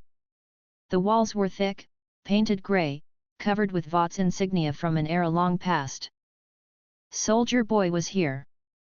I moved through the halls unnoticed. Guards patrolled in pairs, their footsteps echoing. One turned a corner and froze when he saw me. His hand went for the weapon on his belt, but I reached him before he could draw it. A soft crack of energy flowed through my fingertips, and he slumped silently against the wall. His partner turned, mouth opening to shout, but I silenced him with a gesture. They wouldn't wake until I was gone. The central chamber was locked behind a thick vault door. The temperature dropped slightly as I approached, the hum of containment systems audible through the metal. A keypad waited beside the door, coded and secure. I didn't need it. I placed my hand against the steel. The material warped, glowing faintly as my quirk rewrote its structure. Within moments, the door folded inward like soft clay. The light inside was harsh. The containment pod stood at the center of the room, a large, cylindrical chamber filled with mist. Tubes connected it to the surrounding machines, each one pumping a steady stream of cooling gas. Inside, suspended in the vapor, was a man. His body was massive, his chest scarred, his beard thick and unkempt. His eyes were closed, but the expression on his face was one of frozen anger. Soldier Boy. I walked forward until I stood before the chamber. The readings on the monitors flickered as my presence interfered with their signals. His vitals began to rise slightly, responding to the disturbance. I pressed a hand to the glass.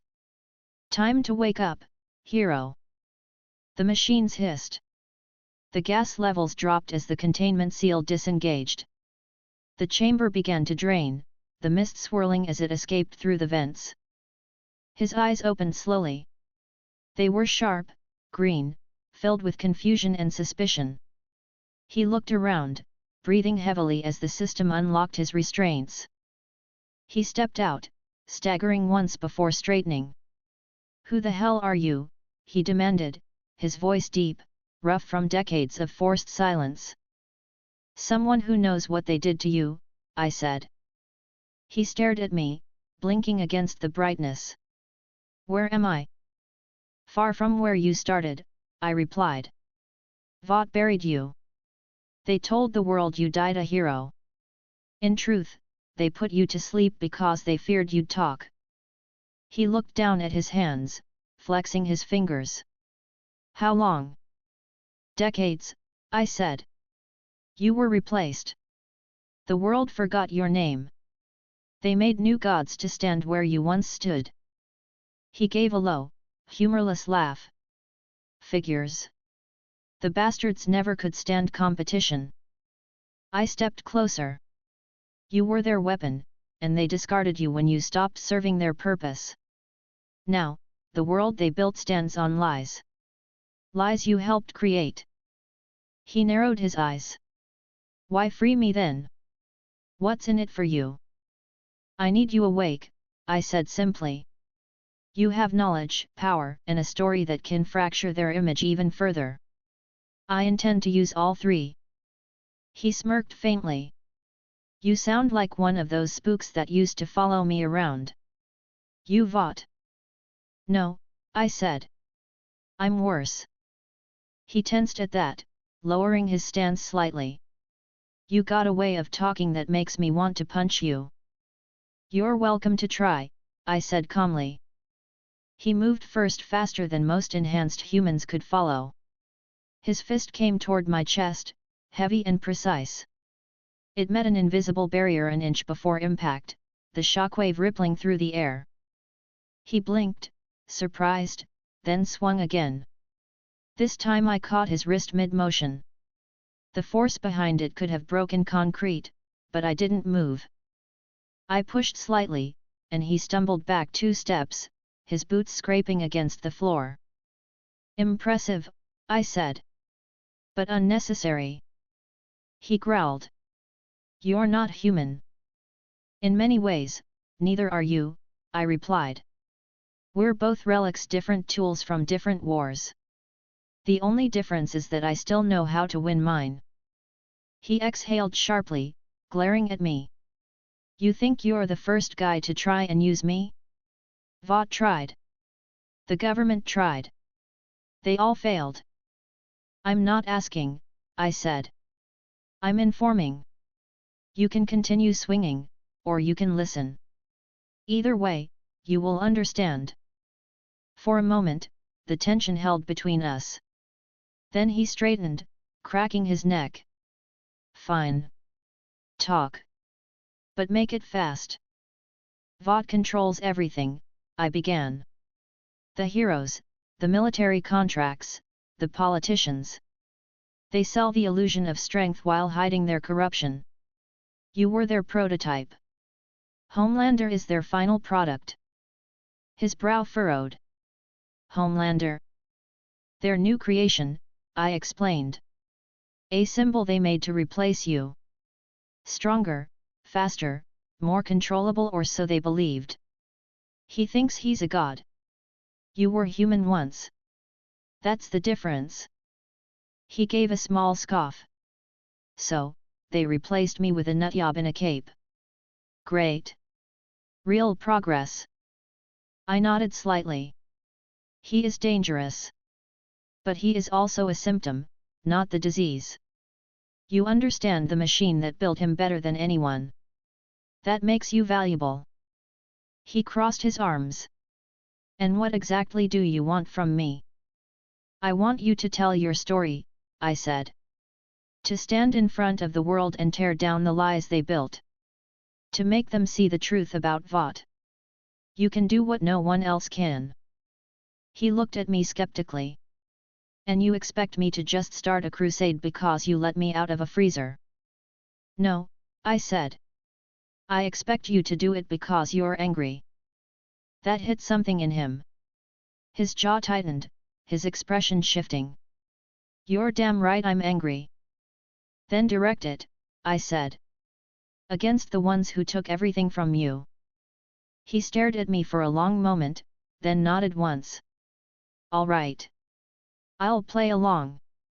But if you're lying to me, you'll try to kill me, I finished for him. Yes, I've heard that before. He smirked faintly. You're real confident for a guy wearing a mask. Confidence comes from certainty, I said. He flexed his hands again, testing the stiffness in his joints. So what now? Now, I said, I bring you up to date. I gestured toward the console beside the chamber. The screens flickered to life, showing news feeds, archives, and historical footage. Decades of propaganda, wars, and political maneuvering flashed before his eyes. He watched in silence at first, then with growing disbelief. "They turned it into a damn circus," he muttered. "All this time, I thought I was fighting for something real." "They turned everything into marketing," I said. "Even you." He clenched his fists. "Homelander. I want to meet him." "You will," I said. "But not yet. You're not ready." He glared at me. "You think I can't handle some spoiled lab rat in a cape?" "He's not your equal," I said. "He's worse. Reckless, powerful, unstable. But you will get your chance." He sighed, shaking his head. "You've got a plan, don't you?" "Yes," I said. "And now, so do you." I turned toward the open corridor. "Follow me." He hesitated for a moment before stepping after me. As we walked through the silent halls, the guards still unconscious, he glanced around. "You really took this place apart without firing a shot." "Violence is efficient," I said. "But silence is cleaner." He gave a short laugh. "You sound like a spook and a preacher rolled into one." "I sound like someone who wins," I replied. When we reached the surface, the cold air hit him like a wall. He squinted against the light, breathing deeply for the first time in years. "Feels strange," he said quietly. "Smells different." "The world moved on without you," I said. "But you'll find it hasn't changed as much as it pretends to." He looked over at me. "You really think people will believe me after all this time?" "They won't have a choice," I said. "You are the proof." He gave a small nod, looking down at his hands again. "Guess it's time to make some noise." "Yes," I said. "And I'll make sure everyone hears it." He turned toward me, smirking slightly. "You're gonna regret waking me up." "I doubt that," I said. The helicopter sounds echoed faintly in the distance. Vought would notice the breach soon, but by then, we'd be gone. I opened a dark portal beside us, its edges pulsing faintly. "Step through," I said. "You'll see what's changed." He stared at it, then at me. "You sure this won't kill me?" "If it did, I wouldn't be here," I replied. He grunted, then stepped forward. I followed. The air folded, the light shifting. When we emerged, we were back near the city's outskirts. He took in the skyline, the holographic billboards, the constant flow of people. Jesus! They really turned everything into a damn commercial. "Yes," I said quietly. "And now, it's time to end their campaign." Chapter 12, The World He Lost. When we arrived in the city, the noise caught Soldier Boy off guard. Cars moved in every direction, drones hovered between skyscrapers, and massive screens showed advertisements for Vought products on every block. His eyes moved quickly, scanning everything like a soldier stepping onto a new battlefield. He muttered, "You weren't kidding. Everything's changed." "Not everything," I said. "The people are still the same. They still believe what they're told." He grunted and crossed his arms, watching a crowd gather around a street performer dressed as Homelander. The man on the corner posed for photos, fake cape blowing in the wind while children shouted his name.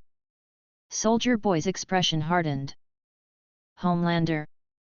That's the replacement, right?" "Yes," I said. "Their perfect soldier. Built from a lie, maintained through fear." He shook his head, a humorless smile tugging at the edge of his mouth. "I fought wars, bled for my country, and this clown gets statues." "He didn't earn them," I said. "He was designed to receive them." We walked together through the crowd. People stepped aside without realizing why, their instincts warning them to move. My presence had that effect on most.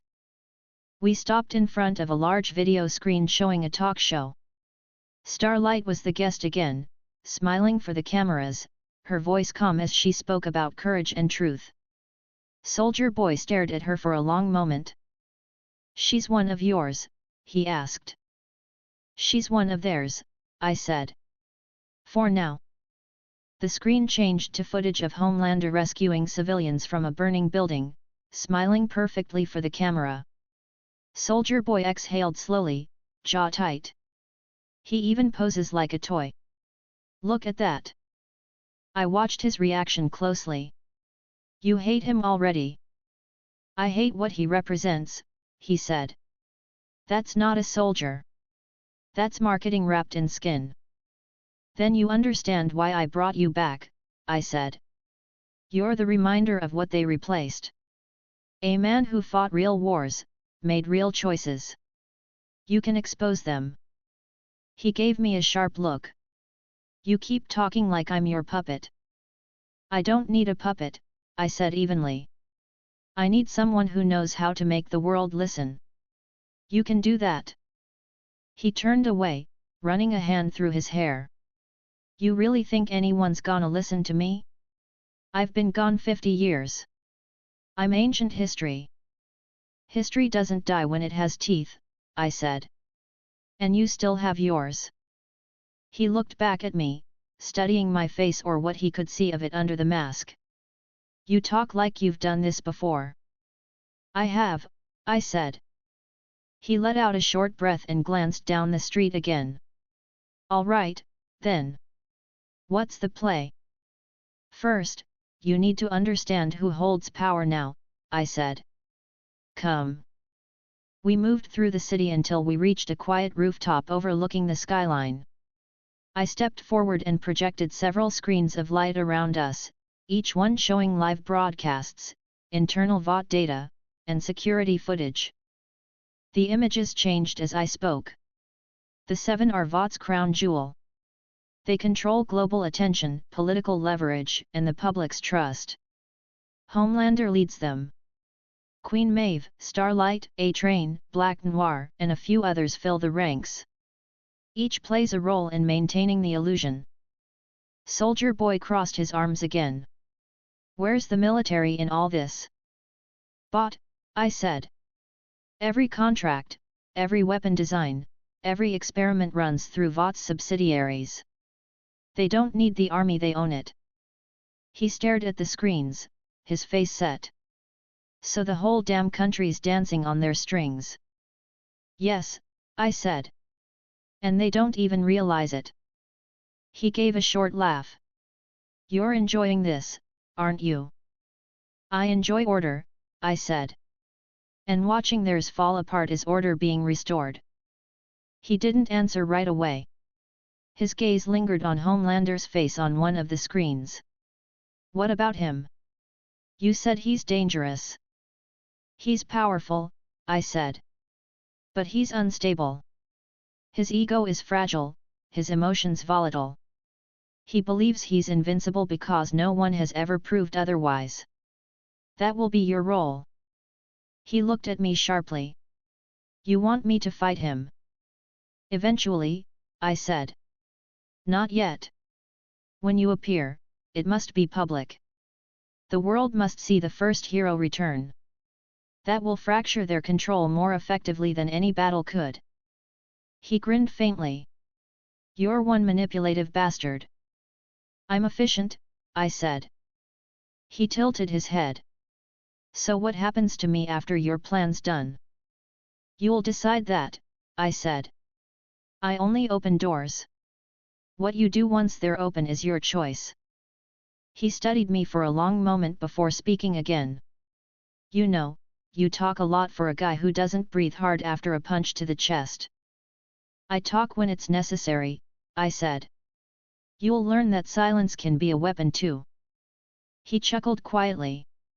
"You'd get along great with the old agency spooks. They loved speeches." "I prefer results," I said. He walked closer to the edge of the roof, looking down at the crowd below.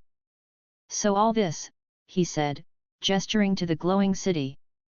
You're gonna tear it down. Yes, I said. But piece by piece. You can't destroy belief overnight. You must make them question it first. He nodded slowly. And me being alive again starts that. Exactly, I said. He turned back to me, eyes narrowing slightly. You've got everything planned out, don't you? Even me.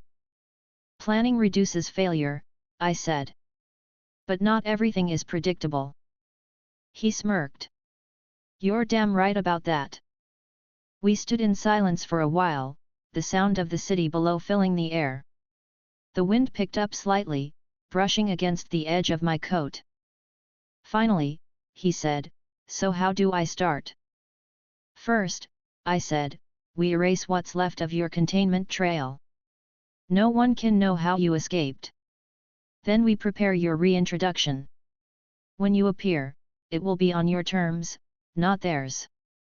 He nodded. And Homelander? He'll see you soon enough, I said. Let him hear rumors first. It will make him nervous. He grinned. Good. I like nervous enemies. I turned off the screens and stepped back. You'll need a place to stay. I've arranged one.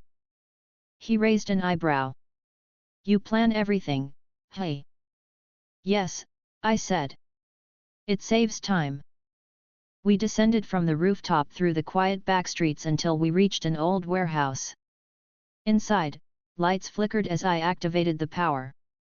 The space was clean, stocked with basic equipment, weapons, and supplies.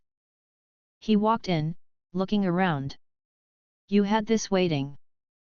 I prepare for contingencies, I said. Consider this your base of operations.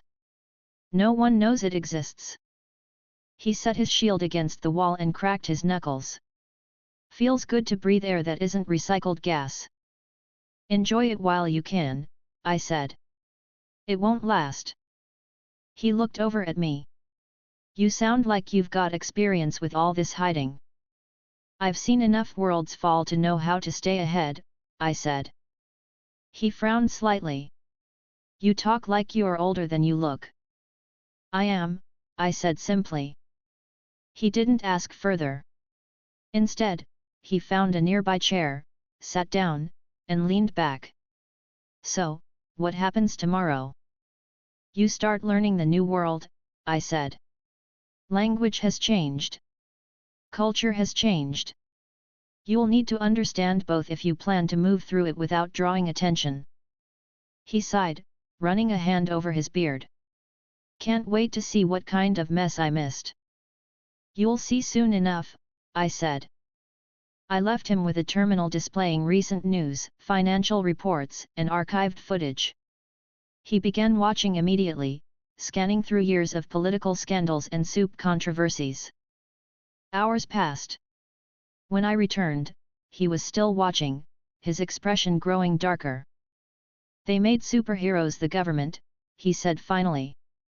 People actually trust them. Not everyone, I said. The cracks are forming. He turned toward me. You've been behind some of that, haven't you? Yes, I said. I create opportunities. Others take them. He chuckled softly. You're dangerous. Efficient, I corrected. He smirked. Right. Efficient. He stood and stretched his arms. All right, I'm in. I'll play your game. But when the time comes, I get my shot at that blonde bastard. Deal? Deal, I said. He extended a hand. I looked at it briefly before shaking it. His grip was firm, steady, unflinching. He released it after a moment. You've got yourself a partner. For now. That's all I need, I said. He picked up his shield again, testing the weight. Feels good to be back. Good, I said. The world won't feel the same once you're done with it. He laughed, the sound sharp and confident. I'll make sure of that. The city outside grew darker as night returned. I stayed silent, watching him adjust to the new world he'd been forced into. He was raw, violent, but adaptable, exactly what I required. Chapter 13, Measures and Means. By dawn I had moved him out of the city. The world was loud there. I wanted quiet, open ground, and predictable sight lines. I chose a decommissioned ordnance range beyond the river, a flat spread of cracked asphalt, dirt berms, rusting catwalks, and a line of shredded targets that had not seen use in years. Faded hazard paint still marked the concrete. A dry wind pushed grit across the lanes. No one patrolled. No one would stumble onto us. It was enough. I walked the length of the central lane and released drones from my palm. Small discs slipped into the air and took positions at fixed intervals. I extended my hand again. A set of reinforced targets unfolded from the ground with steady clicks: steel plates, ballistic gel torsos, composite walls, a line of armored panels bolted into anchor rails. I set distance markers every 20 meters out to 400. I embedded seismic pins into the asphalt and tuned them to my internal counter. I wanted numbers, not impressions. Soldier Boy followed at an unhurried pace. He scanned the range, squinting at the targets, judging distances out of habit. He flexed his fingers, rolled his shoulders, and cracked his neck. The long years in containment still sat in his joints, but his stance had settled back into old patterns: feet set, hips square, chin tucked. His eyes moved like a man walking his own old routes. "Looks like home," he said dryly. His voice carried amusement and impatience. "You're here to be measured," I said. "We will begin with endurance and blunt force. Then speed. Then your discharge event." He smirked. "You know about that?" "I do." He dragged an old ammo crate into place and set his shield against it. The shield's surface showed long scratches and a history even Vought could not polish away. He ran his thumb along a gouge, set his jaw, and stood. "Start with warm-up throws," I said. 20 meters. Center plate." He spun the shield up without a count. The release was tight and flat. The edge hit the 20-meter plate with a loud strike and ricocheted back on a clean return. He caught it one-handed without shifting his feet. He threw again, faster, then again at a higher angle. The plate dented at the top edge, then at the lower right. His breathing stayed even. 40 meters, I said. He stepped forward and threw. The impact punched a crater into the steel. He retrieved the shield on the bounce, shaking out his wrist. 75, I said. He nodded and put more body into it. The shield came off his hand with a rising hum as it cut air. The plate tore from its mount and tumbled into the dirt berm. The return hit his palm with a slap. He grunted, satisfied. 100, I said. He threw high. The plate folded. The composite wall behind it spidered with fractures. Good, I said. I lifted my hand. New plates rose and locked. Close work. He advanced. I shifted the front trio of targets at random. Left plate slid, center ducked, right rose, then reversed. He tracked and threw on motion, 2 impacts, 1 near miss, correction, then 3 clean hits in sequence. He took a breath and rolled his shoulder again. Shoulder mobility? I asked. Fine, he said. Just stiff. It's loosening. Speed, I said. Run the lane. He set the shield on his back magnet and started. The first lap was conservative 30 seconds out and back. Second lap was sharper 23. Third lap, he opened his stride and cut corners like a professional track runner who had not touched a lane in decades. 19 and change. Heart rate elevated, breath steady. He returned to me with a half smile. Strong base, I said. Resistance. I formed a 2-ton press above him. He looked up, set his feet, and raised his hands into it. The platform lowered. He met the weight evenly. I added mass. He adjusted. When the pressure hit 7 tons, the tendons in his forearms stood out. At 9 his boots dug lines into the asphalt. At 10 he blew air out through his nose and held. I lifted it off. 10 without brace. 17 with brace would be the limit before joint damage. We won't force that. Lucky me, he said. He shook out his hands and rolled his wrists. You're gonna ask for the blast next, right? Yes, I said. We will start small. Pinpoint. I've hardened and layered the far wall. I moved him to the 200-meter line. I set a composite slab the size of a truck and anchored it in a concrete cradle. I layered a dampening barrier behind it and widened the drone's perimeter to catch particulates and capture spectral data. When you discharge, keep your line narrow, I said. 10% output. Do not aim above the horizon. He stared at the target. His jaw set. He inhaled once, held, then dropped his shoulders.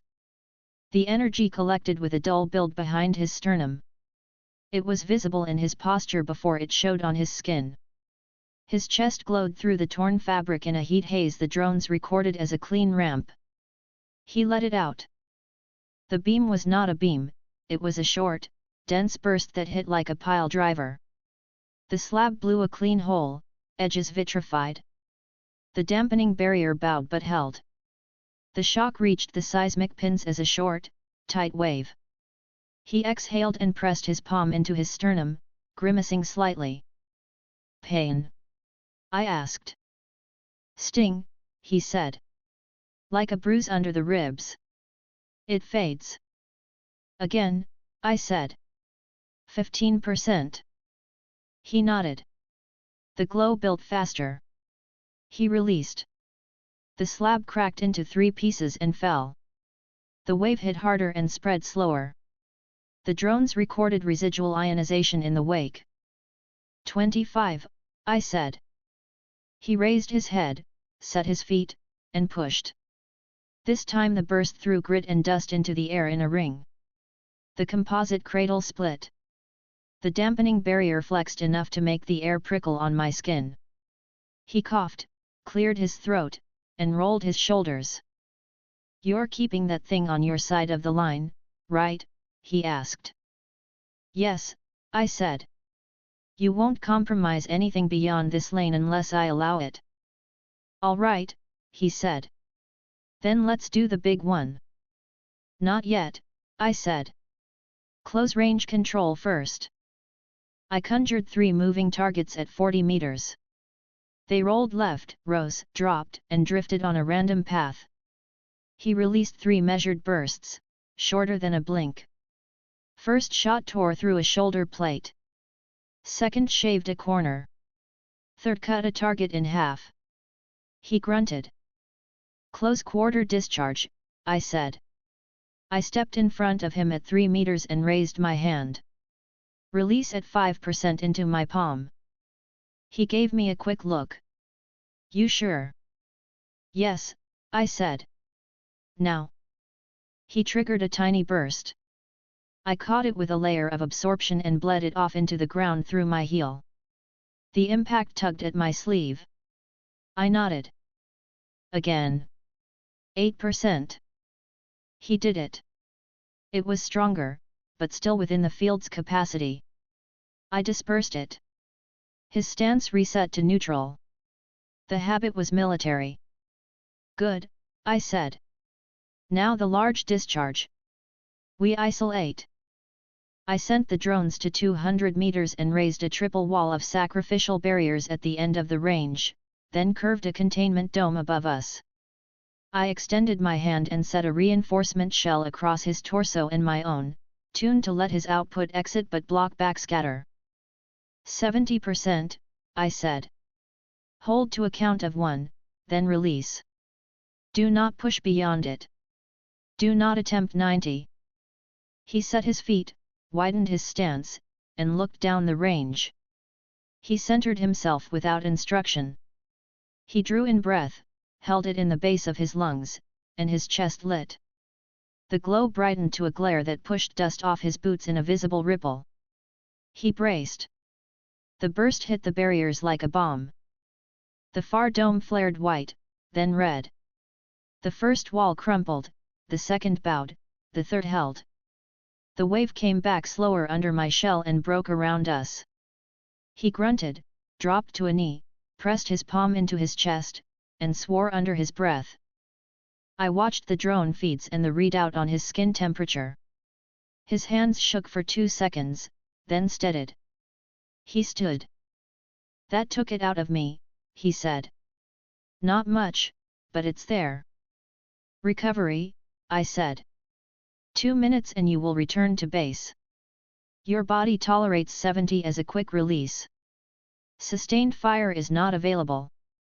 You will never hold above that without loss of motor control. You can stage at 40 for several releases at intervals. Yeah, he said. Feels like it. I drew a hydration flask from my belt and handed it to him. He drank and wiped his mouth with the back of his hand. He tilted his head side to side until his neck cracked and exhaled slowly. That all?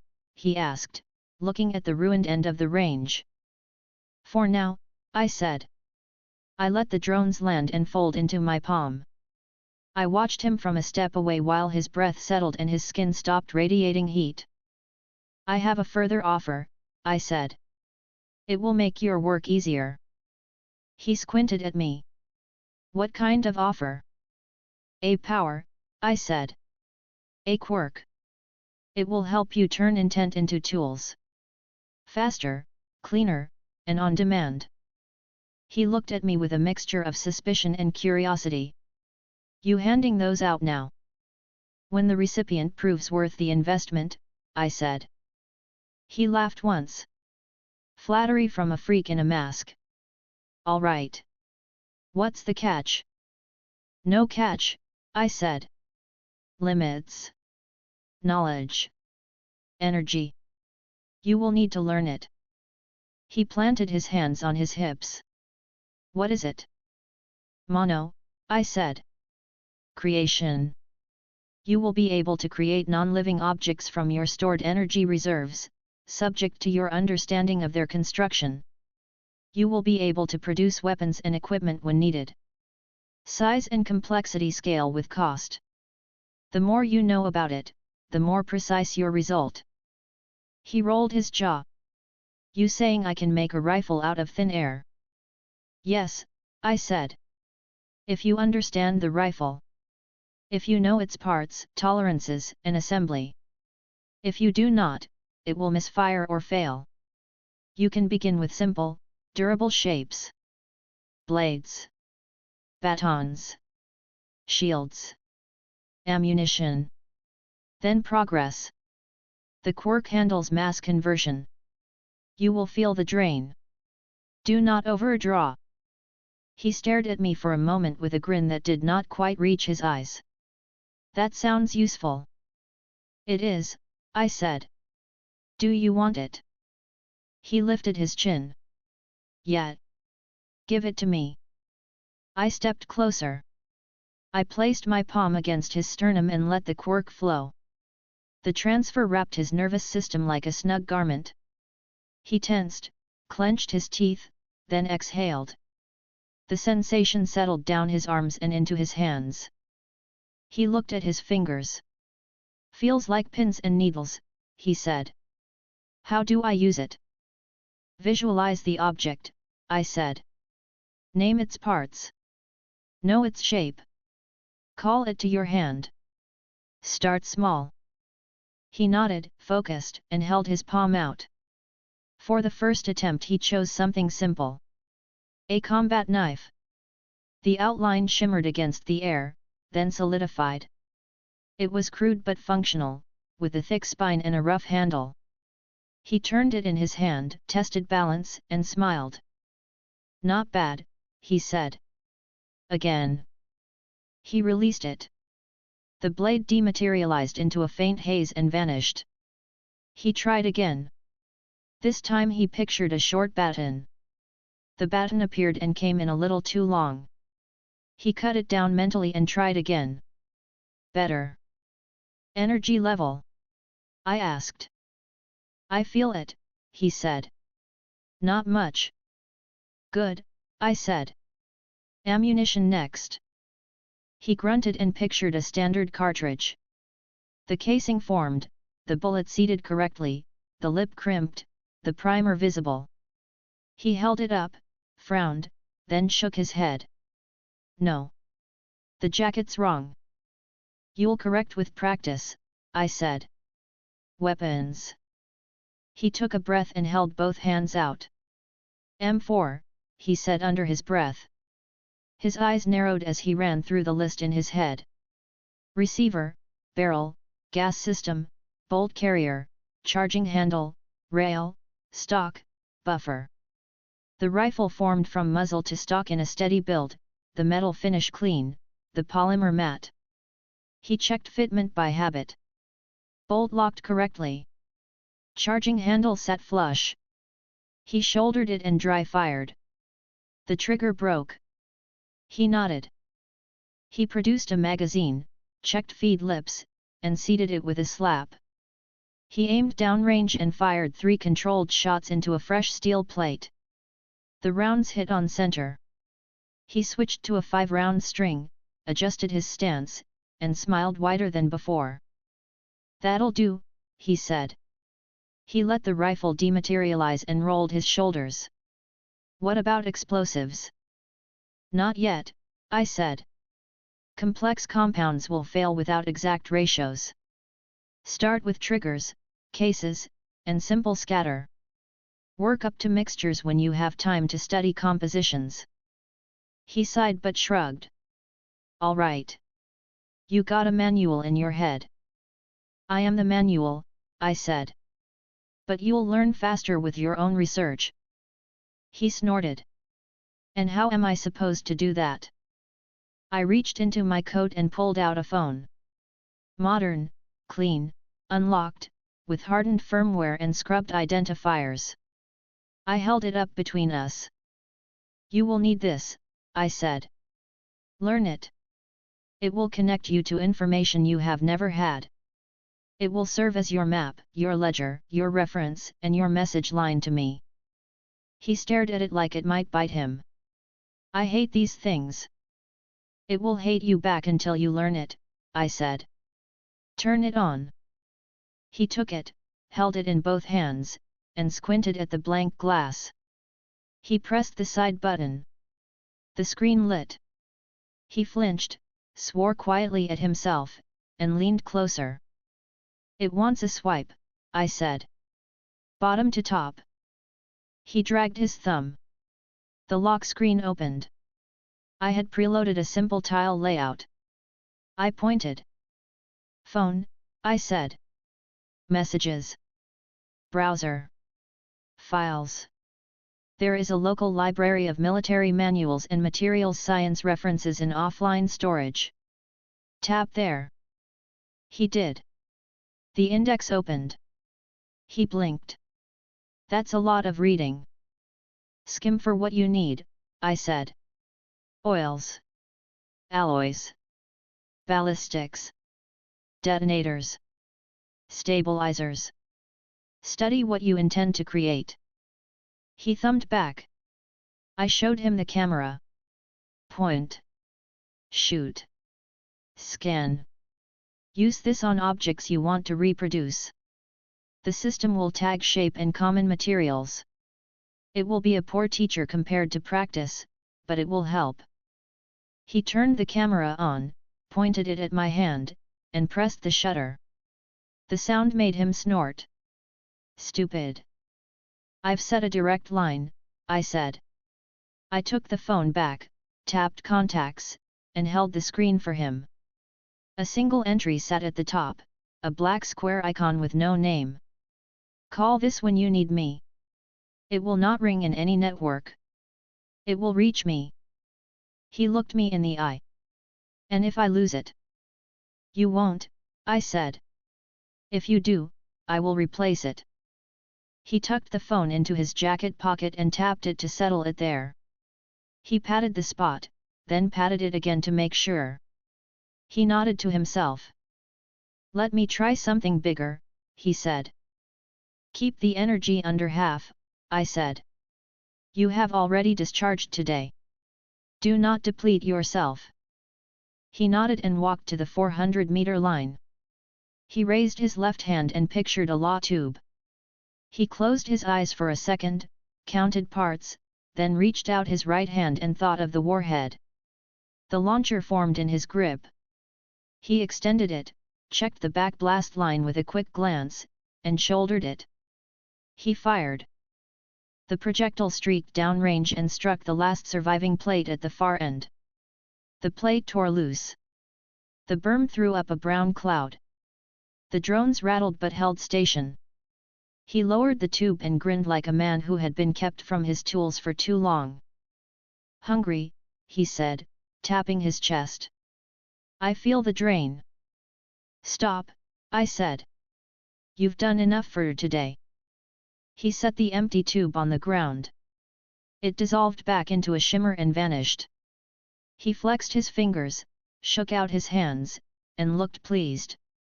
He turned his head and spat into the dust. This is good, he said. This is very good. You will be more effective with planning, I said. Set loadouts. Prepare default shapes. You can store patterns.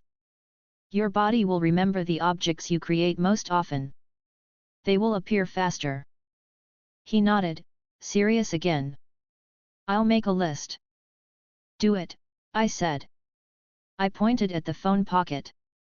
Use the notes. Tag with categories. Ammunition. Breaching. Mobility.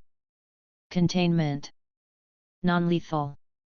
He rolled his shoulder, pushed a finger into the muscle to loosen a knot, and exhaled. You really think of everything. That is why I am not dead, I said. He grinned at that and walked a lazy circle, then picked up his shield and spun it in one hand, testing balance as if the earlier work had not happened. He reached into his jacket and pulled out the phone again. He poked at it, fumbled a swipe, swore, tried again, and got into the Notes app. He typed with one finger, slow and careful. Blades, he said aloud as he typed. Sidearm. Muzzle brake options. Breaching charge no, that's chemistry. Later. Grapple head. Flashbangs. Smokes. Good, I said. You'll need protective eyewear if you produce bright tools. Add it. He typed goggles and nodded. He looked up at me. His face smoothed into something focused and cold. So, he said, when do we start making them pay? Soon, I said. VOT's breach alarms will reach their upper floors. Edgar will schedule a meeting. Homelander will posture. Their security teams will comb old routes and find nothing of use. Let them panic. He rolled his shoulders again and cracked his knuckles. You say that like you're reading it off a teleprompter. I know their tempo, I said. You will know it too. He shifted his weight, then glanced at the ruined barriers at the far end.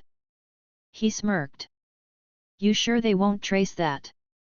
I've masked the emissions, I said. They'll chalk it up to industrial test noise. And if they don't, they still won't find us. He grunted approval. He walked to the ammo crate, sat down, and leaned forward with his elbows on his knees.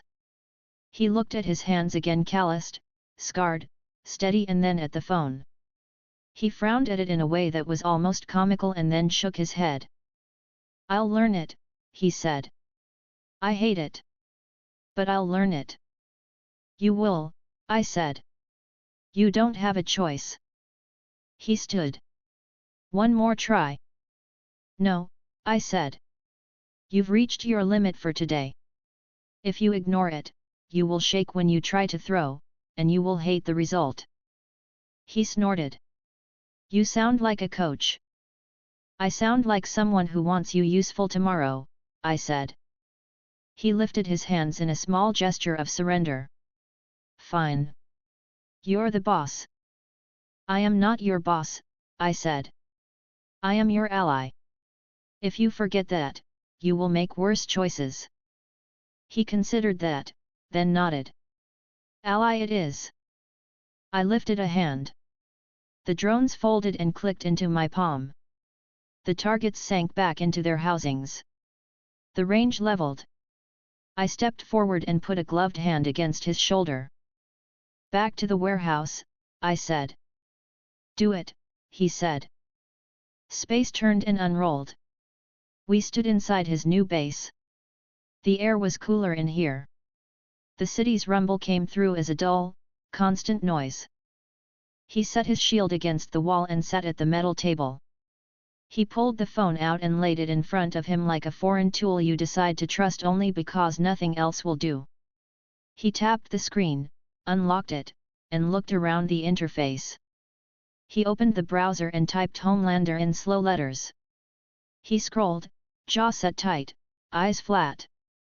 He backed out and typed Stan Edgar, and read 3 pieces before closing them. He searched 7, membership changes, then Starlight interview, then deep apology. His lips pressed into a thin line. They didn't waste time, he said. They never do, I said. He opened notes again and typed a new list headed Target Priorities. He wrote 4 names, stopped, and looked at me. You gonna tell me who not to touch yet? He asked. You'll know when I tell you, I said. For now, gather information. Learn the faces behind the names. Learn their handlers. Learn their routines. The next step will come to you when you have that. He watched me for a second, then nodded. All right. I'll do my homework. Good, I said. Eat. Hydrate. Sleep 6 hours tonight. No alcohol. Your body is in adaptation. If you feed it garbage, it will repay you with tremors. He barked a short laugh. You're really not my boss, hey? I stared at him. He raised both hands again in mock surrender. Fine, he said. I'll be a good boy. He stood and walked to the small kitchenette. He opened the fridge, found the sealed meals I had stocked, and pulled one out. He held it up, squinted at the label, tossed it back without reading, and grabbed the plain one. He put it in the microwave, looked at the buttons with dislike, and pressed what looked right. It hummed. He leaned his hip against the counter, pulled the phone back out, and scrolled more. When it dinged, he took the food, ate without comment, and finished with water. He set the empty container in the bin and wiped his hands on a paper towel. He looked stronger already. Not in muscle, but in posture. Direction had that effect. I stepped toward the exit. He called after me. Hey! I turned my head. This thing you gave me, he said, holding up his hand and flexing his fingers. Mono. I'm gonna make it sing. I expect nothing less, I said. When you are ready for the next step, call me.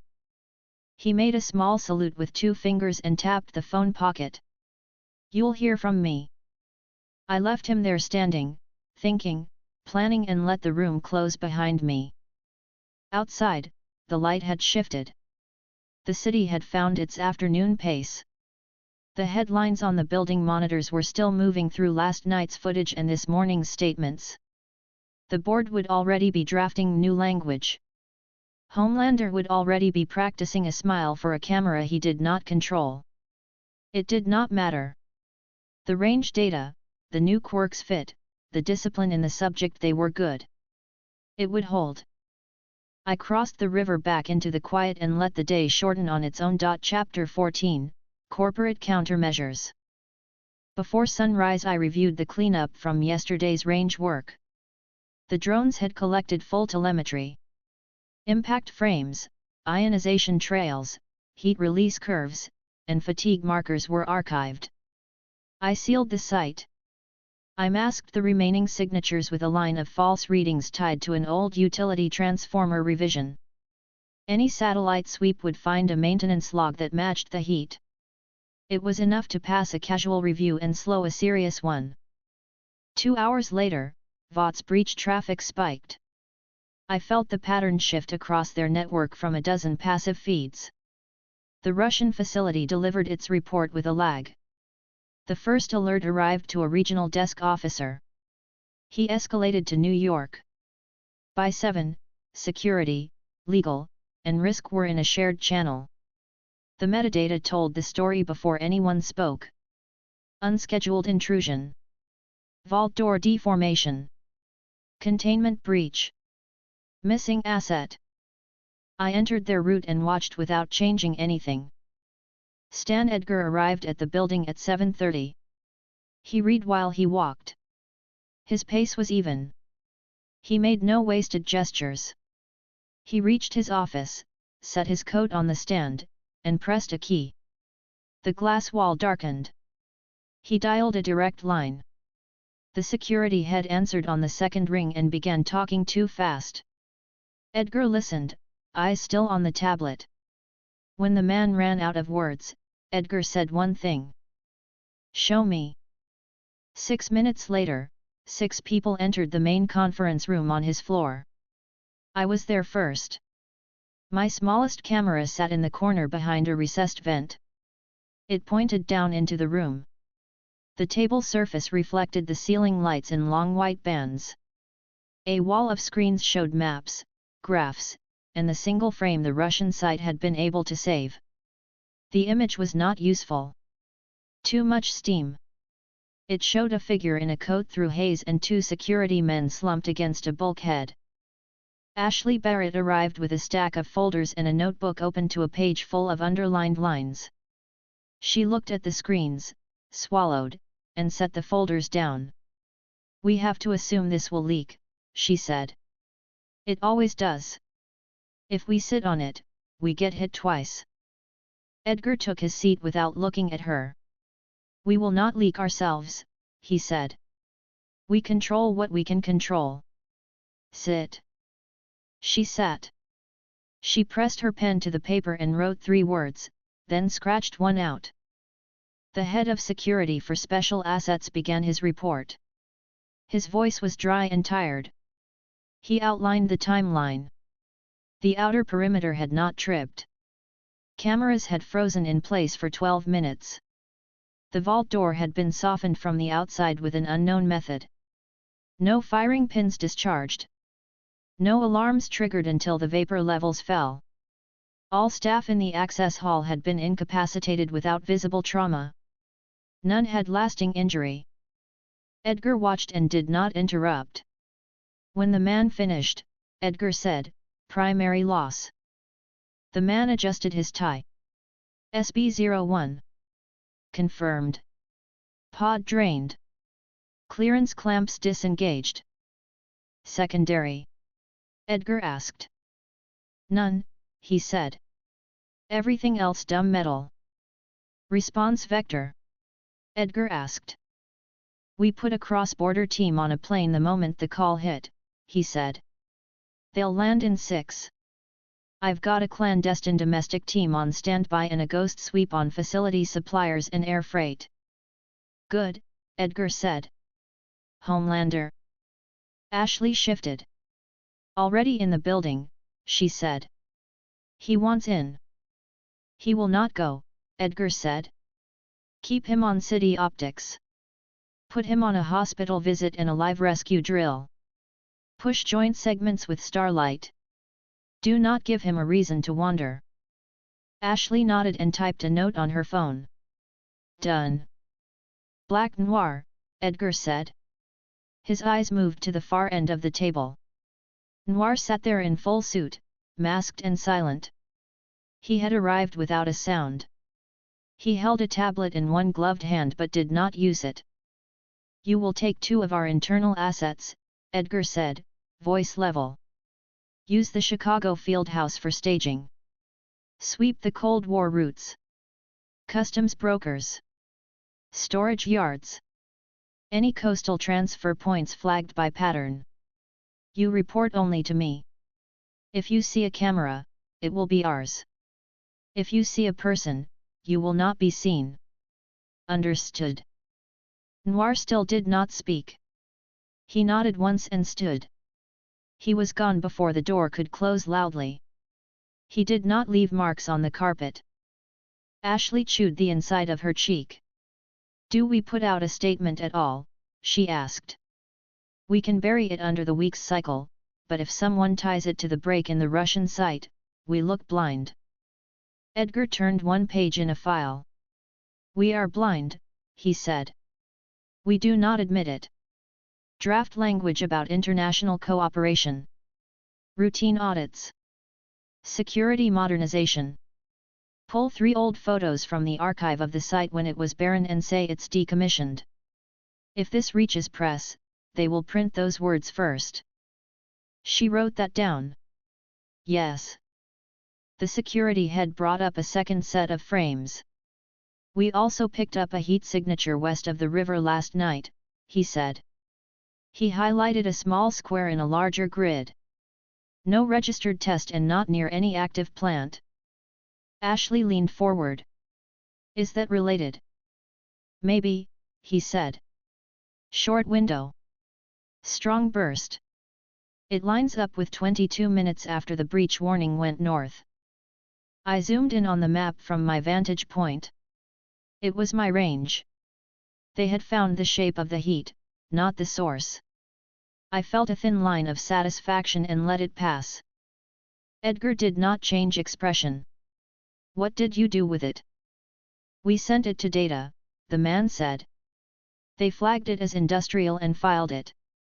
I pulled it out when this hit. We can go ground and look. You will not, Edgar said. If someone is testing, they will clear their mess. You will learn nothing by walking around a burned patch of dirt. Ashley looked from the map to Edgar. So what is this, then? A problem, he said. And a test of our discipline. The door opened. Homelander stepped in without knocking. He smiled and lifted 2 fingers in a small wave to no one in particular. His eyes traveled across the screens and then to Edgar. What's going on, Stan? He asked, tone light. Saw the security traffic. Looked spicy. Ashley straightened her back. We've got it handled, Homelander. PR's all ready. He raised his index finger toward her without looking. She stopped talking. He walked to the table and took the chair across from Edgar. Russia, he said, reading the header on one monitor. Cold storage. Some kind of missing asset. Hey. Thank you for dropping in, Edgar said. You are not needed. Homelander smiled more. It was the smile he used for cameras, except there were no cameras here. His eyes flicked toward me once, which was not possible, and then back to Edgar. He folded his hands on the table. I can get there in 10, he said. Why send a team? I'll have a look, scare a few people, make some calls. Move things along. You will stay in the city, Edgar said. You have a burn unit visit and a rooftop drill with starlight. You missed 2 last quarter. You will not miss these. Homelander's smile did not change. This looks important. Optics are important, Edgar said. We do not need you to nose around a Soviet bunker. We need you to hold the front of the house while we fix the back. Homelander's jaw twitched. He nodded as if considering a favor. You're the boss, he said. Sure. I'll put on a show. Thank you, Edgar said. That is your strength. Homelander stood. He touched the table with 2 fingers like a signature and left. Ashley let out a breath when the door closed. The security head rubbed at his temple. Edgar looked at Ashley. Keep him full, he said. Use the school program. Use the veteran rehab piece. Use the dog rescue if you must. If he has idle time, he will fill it poorly. I can do that, she said. I'll get Starlight on 3 morning shows with him. They like that pairing. Good, Edgar said. Now stop talking and do it. She stood, gathered her folders, and left at a near run. The room cleared slowly. Edgar remained, alone, for 20 seconds. He adjusted a cuff, turned his wrist to read a line item on his screen, and then stood. He walked to the window, looked over the city for exactly 5 seconds, and then went back to his desk. I moved through the building and watched the other floors execute. PR drafted the routine audit paragraph and pushed it to legal. Legal struck 2 adjectives, added 3 passive verbs, and moved it back. Social queued a set of soft posts about community programs. Security updated the field team's routing file. Travel booked a ghost aircraft out of Chicago with no VOT name on any manifest. Finance set up 2 shells to pay for fuel and cash per diem. Black Noir's team staged out of a warehouse in an industrial block with no signs on the door. He checked 2 bags, each packed with compact, boring tools. He selected a small suppressed pistol and a thin blade. He took a map and a ledger of Cold War couriers. He did not speak. He did not need to. The 2 men with him were former contractors who wore nothing memorable. Within 40 minutes, they were in the air. All of it was careful. None of it could catch what I had not left. I called no one. I adjusted nothing in their systems. I only watched. Then I pulled back to the warehouse where Soldier Boy sat with his phone on the table and a manual open in his lap. He looked up. You see them jump yet? They are moving, I said. They will not find you. They will send a black ghost to look busy and a white face to talk to cameras. It will keep them calm. He snorted. They send the mute. Yes, I said. He is good at not being seen. He will look, he will not find, and he will report that the roots are cold. He leaned back and crossed his arms. I do miss the old days when the suits at least pretended to talk straight. They still do, I said. They are efficient. The problem is not their tone. It is their confidence. He flipped the manual shut and pushed it aside. So when do we poke them? You will not poke anyone today, I said. You will watch and learn. You will rest.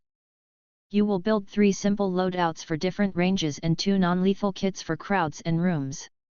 You will memorize them. We do not waste motion when pressure comes. He gave me a crooked smile. You make homework sound like a raid. It is the same, I said. He opened the phone and typed with better speed than yesterday. He built lists labeled short, mid, long, non-lethal room, non-lethal street. He put items under each and drew small boxes next to them with his finger. He checked one, then another, as he memorized. I left him in the steady work of it and returned to VOT. Ashley's floor was busy. She had split her team into 3 groups. The first wrote the audit language and called it protocol assurance. The second assembled booking blocks and emailed producers. The third prepared friendly talking heads with lines to use if the Russian leak hit. I read their drafts without changing them. They were competent. Starlight arrived through a private entrance. She wore casual clothing and a cap. Her shoulders were stiff. She looked at the waiting cameras with a tight jaw and then at Ashley. Ashley hugged her in the hall and murmured into her ear. Starlight nodded and followed a handler to hair and makeup. Homelander walked down the hall toward the same studio. He saw Starlight, lifted his chin, and smiled without warmth. She smiled back because the hallway required it. They entered the studio together and sat in chairs too close to each other for either of their comfort. The host grinned and began with easy questions. Homelander kept his voice at a fixed friendly level. Starlight kept hers steady. The show ran on rails. Edgar watched 10 seconds of it on mute while he read an internal memo. He looked bored. He turned the screen off and reviewed a list of names from a long-dead supply chain. He circled 3 with a finger and sent them to Noir without explanation. Noir's plane landed. He traveled by unmarked SUV to a lot full of stacked containers. He walked the perimeter, sent one man to the office to ask a routine question about storage units, and slipped through the shadows behind the main racks. He found a refrigeration unit that had been connected to a false meter for 5 years. He opened it. It was empty. He found nothing else because there was nothing to find. He drove to the next site, a dockyard with lease records that did not match tax records. He walked the pier, looked under the slab, found scrape marks too old to matter, and moved on. He did not hurry. He did not slow down. I tested his route against my decoy trails.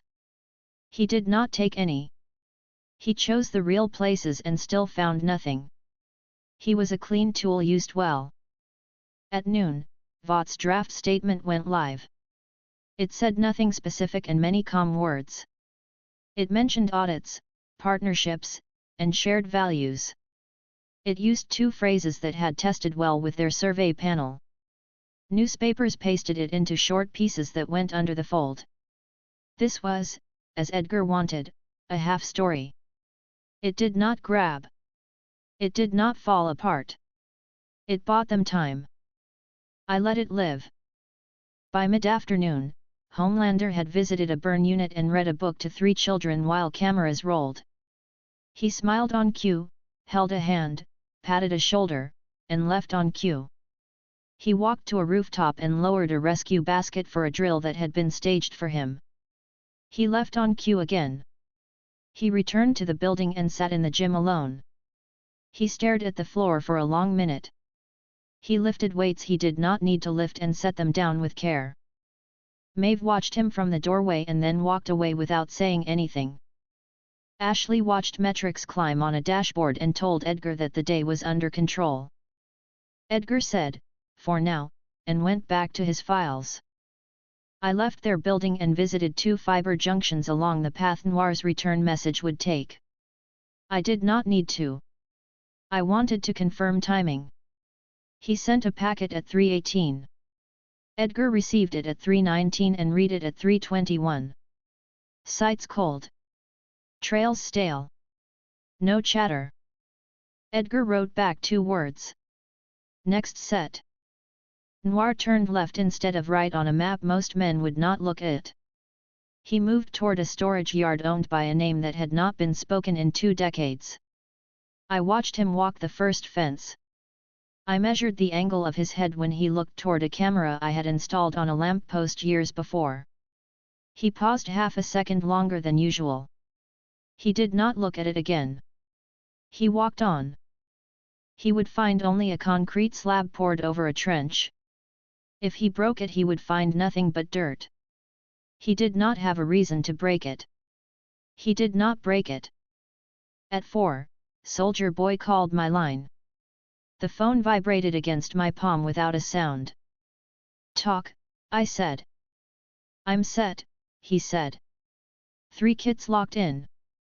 I can pull and drop each under 5 seconds, except the long. Need 9 on that. It's clean. Energy drain is manageable if I pace it. Good, I said. You will not run them without rest. We will test you under pressure tomorrow. He exhaled through his nose. Fine by me. Vought bite yet? They have clenched, I said. They are disciplined. This is tolerable. He laughed once. You talk like an accountant. I talk like a man counting hours, I said. Then count me in, he said. Call me next step. Soon, I said. I cut the line. I checked in on Butcher's warehouse. He had the Nomo lined against a wall like guard dogs. Mother's milk taped off a rectangle on the floor and wrote safe and no fire inside it in thick marker. Huey stood within the taped square, palms up, flame level no higher than a small blowtorch. He looked irritated, then focused, then steady. Frenchie drew a chalk line on the wall and vanished and reappeared 6 feet to the left with a hand on MM's shoulder. He did it again and again until sweat ran down his cheek. Butcher watched and smoked and smiled without showing teeth. They were where I wanted them. I returned to Edgar at the end of the day.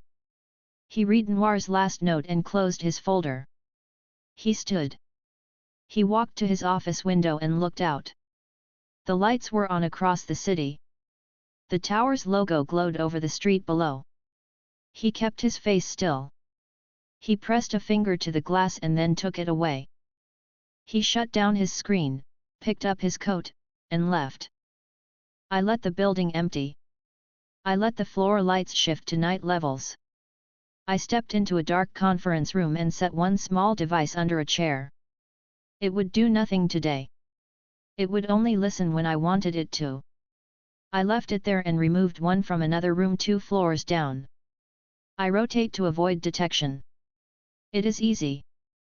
I walked out into night air. The wind had picked up. I heard the faint beat of a helicopter somewhere to the south. I felt the heat signature of the river. I closed my eyes and counted the steps until Noir would land in Chicago again. I opened them and crossed the street. The day had moved forward as I expected. They had found nothing. They had not lost face. They had spent energy. That was the point. I returned to the warehouse where Soldier Boy had fallen asleep in a chair with the phone face down on his chest and a manual half open on his knee. He woke when I entered. He looked at the door first, then at me, then at the clock. "Tomorrow?" he asked. "Yes," I said. "Live opposition. Limited force. We test your control under fire." He sat up straighter and rubbed his face with both hands. "Good. I'm ready." "Sleep," I said. "No alcohol. No distractions." He smirked. "You're a real riot." "Sleep," I said again. He nodded and laid back. He closed his eyes. He was asleep within 60 seconds. I stood there and listened to his breathing slow. I placed the phone on the table so it would not fall. I set an alarm so he would not wake in the night with no direction. I turned off the brightest light and left the dim one on. I stepped out without a sound. Across the river, Vaught's top floor lights turned off one by one. Everything held. Chapter 15, Contact under control. I moved the test into a corridor of track that cut behind a shuttered freight depot west of the river. The spur saw one scheduled train a week. Tonight there would be none. The rails were rusted. The gravel bed was uneven and packed with weeds. A chain-link fence ran the perimeter with 3 clean cuts already patched by thin wire.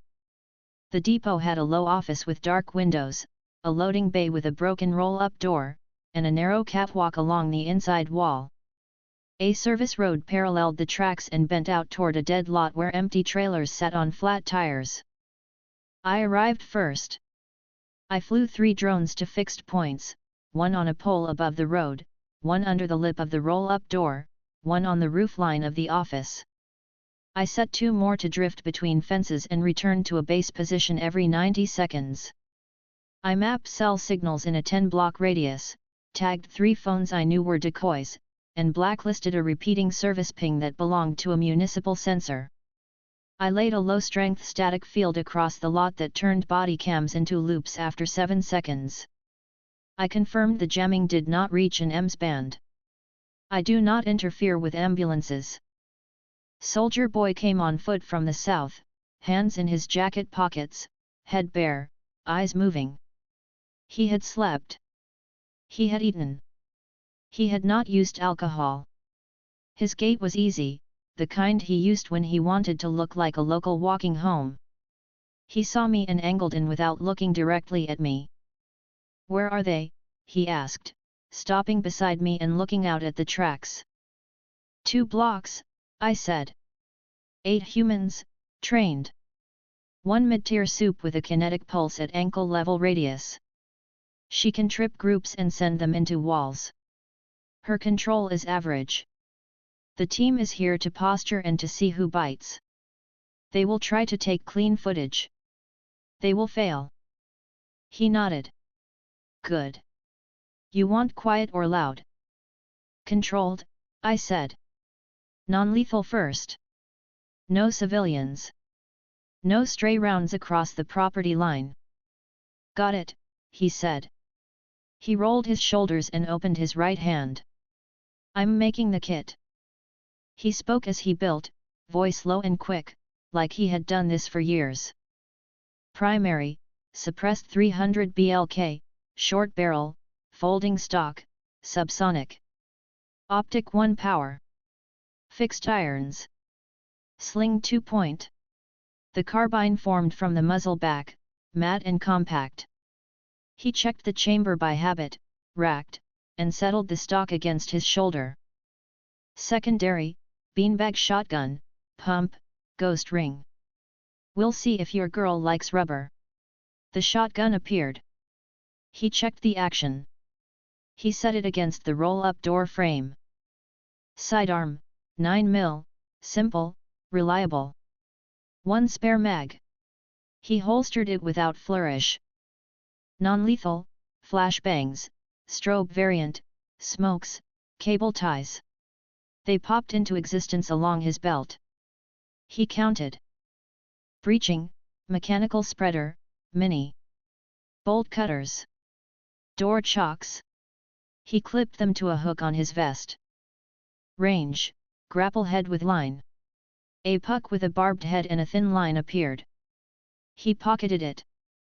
He exhaled and stretched his hands once. Energy's fine, he said. I'll pace it. Good, I said. I brought up a small display in my palm and showed him the approach. 2 SUVs from the east, lights off, 1 van from the north, lights off. They would stop on the service road behind the trailers. They'll use the trailers as cover, I said. 2 will take the roof of the office. The soup will walk the bay. He grinned. Predictable. Do not underestimate their discipline, I said. But yes. He took the beanbag shotgun in his left hand and kept the carbine slung. He looked at me without expression. You watching my pulse on those toys? Yes, I said. All right, he said. Let's go to work. We moved. I kept to the shadow of the fence and then stepped through space to the office interior while he cut the fence on the south side and slid in low. He moved like a man who had done this at dawn and at midnight when the air bit into lungs, and he did not need me to tell him where to place his feet. The first SUV rolled to a stop behind the trailers. 4 men stepped out and split without speaking. 2 went to the office roof, 2 edged along the trailers with rifles down at a ready angle. Their uniforms were plain. Their eyes tracked habitually. No wasted motion. The van eased in and shut off. The side door slid. The soup, a woman in dark athletic gear with pads at the ankles, stepped down, rotated both feet, and bounced once like a runner checking spring. I cut their body cam feeds on a 7-second loop and injected a lateral drift into their GPS so the dot would slide off this property by 15 meters. Their audio worked. Their video would not. The team leader tapped his mic and murmured about signal noise. The operator at the van told him to rotate his antenna. He did. It did nothing. Soldier Boy had climbed to the catwalk inside the bay. He crouched and watched the floor through a gap in the wall. He could see the soup as she stepped into the bay and scanned, hands on hips, eyes narrowed. He kept the beanbag shotgun up and waited for the timing to fix. He did not rush. He let 2 sweepers stack on the side door first, then he dropped a flashbang from the catwalk onto bare floor at their feet. The pop was sharp and tight. I fed the concussion into the corner and held it there so it did not bounce. Both sweepers recoiled, eyes shut, hands up. He jumped from the catwalk, landed between them, and hit each with a beanbag round at the ribs. Both went down with breath gone and fingers scrabbling at the floor. The soup reacted on time. She stomped and sent a pulse ankle-high across the floor. It grabbed him by the shins and tried to snap him into the roll-up door.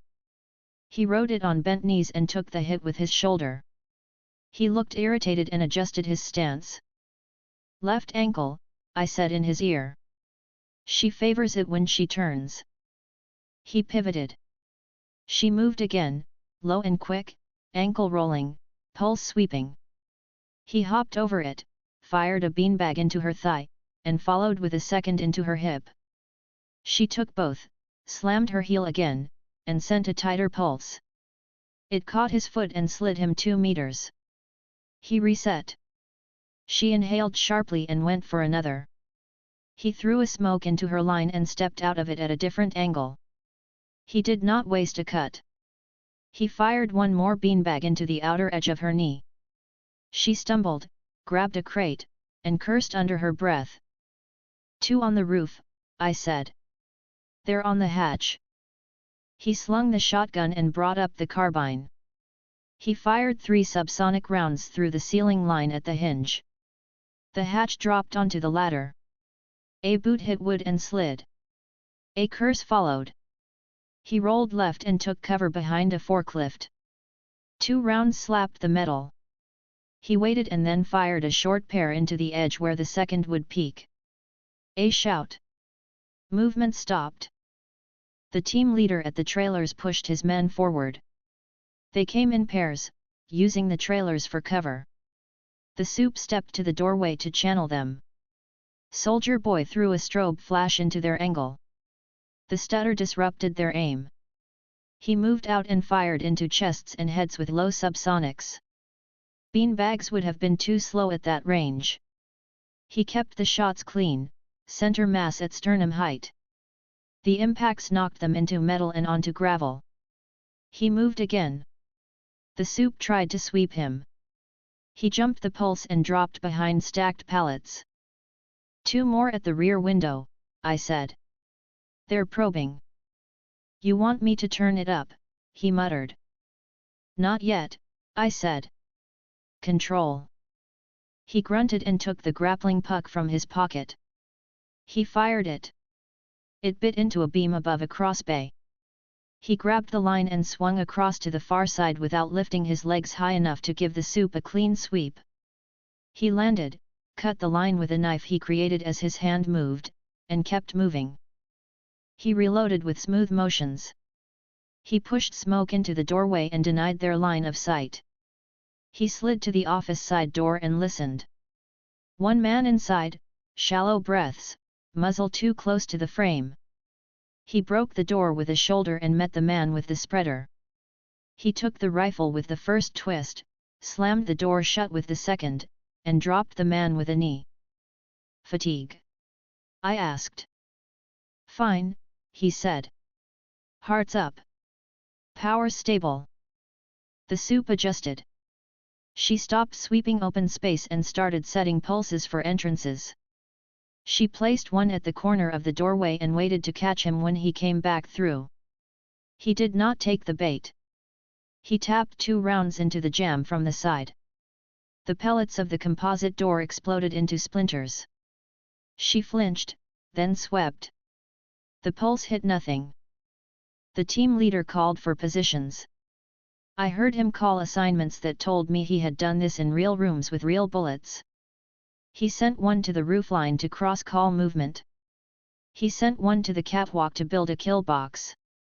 He told the soup to hold pulses until the target broke into a lane. It was a good plan. I rotated the small static field to trip their footwork by 4 inches and watched their timing slip. "Office window," I said. "They're trying to punch it out."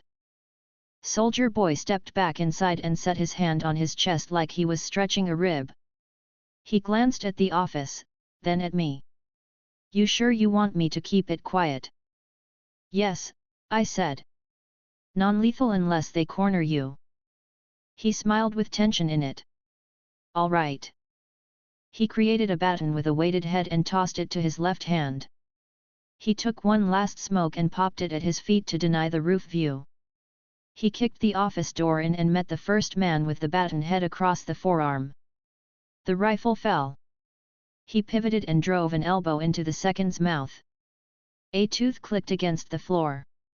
He caught the second's wrist, twisted, and shoved him into the desk face first. He built a cable tie and cinched both hands. "Two at the bay," I said. "They're stacking again." "Soup's on the threshold." "Copy," he said. He pulled the beanbag shotgun back to his shoulder and stepped out in a crouch. The first man came wide and got hit in the chest. The second fired and hit the wall. Soldier Boy dropped him with a shot to the hip. The Soup stepped into the opening. He fired into her hip again. She absorbed it and stomped. The pulse hammered the floor. He rode it with bent knees and planted a hand to stop the slide. "She's stubborn," he said. "Hold," I said. "Shift her balance." "How?" he asked. "Bait her left. She loads that ankle first." "Got it," he said. He swung his left leg wide like he wanted to cut around her. She loaded left. He cut back right and fired point blank into her right ankle with the beanbag. She dropped to a knee. He stepped in and wrapped her arms with a tie before she could stomp again. She tried to sweep her heel. He lifted her ankles off the floor and pinned them with a crate before she could set another pulse. She cursed him with a steady stream of small, mean words, then blew hair off her face and glared up. He ignored her. I listened to the team leader call a retreat. He had counted his losses. He had 2 with breath left and 1 who could walk. He had no soup. He cut the loss and ordered a pull. "Exfil," I said. "Now." "Copy," Soldier Boy said. He built a smoke line across the entire bay, threw 2 out the side to block the trailer's view, and ran the catwalk. He fired the grappling puck onto the roof, climbed over, sprinted to the far end, and slid down into the shadow of the fence. He did not look back. He did not rush either. He hopped the fence and hit the alley at a steady trot. I stayed until the last team member dragged his partner to the van. The team leader said into his mic that they had engaged a subject with unknown kit and possible modern soup support. He did not say the word Soldier Boy. He had not seen enough to call it. He would write hostile actor and non-lethal force used by adversary and body chem failure due to interference. He would not lie. He would under-describe. I crossed space to Soldier Boy and fell into step with him 2 blocks west. He slowed to match me. "How's the tape?" he asked. "They have none," I said. "They will claim static." "They are not wrong." He snorted. "How's my pacing?" "Good," I said. "You did not overdraw. You kept fire discipline. You followed instruction. You adapted to the soup." He gave me a sideways look. "You trying to make me blush?" "I do not," I said. "I train." He laughed quietly. He looked pleased. He tried to hide it. He failed in a way that read as relief. "Notes?" he asked. 3, I said. 1. Your first flash was good. Your second should have gone behind them, not at their feet. It would have bought you 7 more seconds of confusion. 2. Your grapple line was too short on the first pull. Always add a meter beyond what you think you need. 3. You cannot rely on beanbags against a soup with pain tolerance and joint training. Use restraint faster. Or use foam. Foam? He asked. Expansion foam, I said. Non-lethal containment. Create a pressurized canister with 2-part formula. Spray at the legs. It hardens in 5 seconds. It is ugly. It works. He grinned. I like ugly. Carry one, I said. Do not use it indoors without a mask. Got it, he said. Energy drain. Acceptable, I said. You can run this tempo for 20 minutes with measured mono use. After that you will feel tremor in your forearms. If you need to run longer, lower output on creation and switch to fixed tools. He nodded. I'll program the foam can. Add wedges. Keep the baton. Good, I said. Add a net head for the grapple. He chuckled. Now you're just showing off. I am efficient, I said. We reached a side street with a closed diner and a dry cleaner with paper on the windows. He slowed his pace and caught his breath. He rolled his neck and looked up at the dull sky. You going to tell me how close we were to getting bagged? He asked. Not close, I said. Their plan was not to bag. Their plan was to show presence. They wanted footage and a scent. You gave them a bruise and a blank feed. It will frustrate them. It will make them ask for more money. He grunted. Good. Let the suits fight with their spreadsheets. Yes, I said. We cut through a lot and back to the warehouse. He sat, took water, and set the guns on the table. He let them dematerialize. He stared at his hands while they emptied. He flexed each finger and stopped when a small tremor ran through the first knuckle of his right ring finger. There it is, he said. You called it.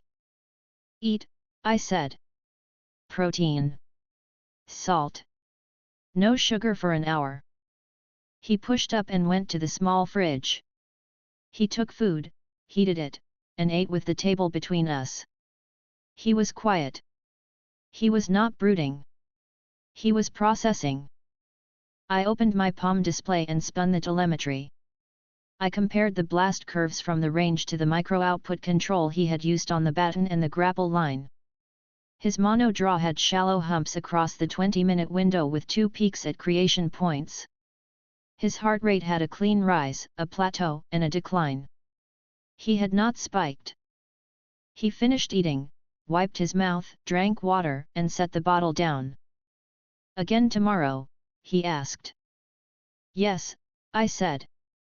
Different unit. Different ground. Same rules. We add the foam. We test the net head. We ignore explosives.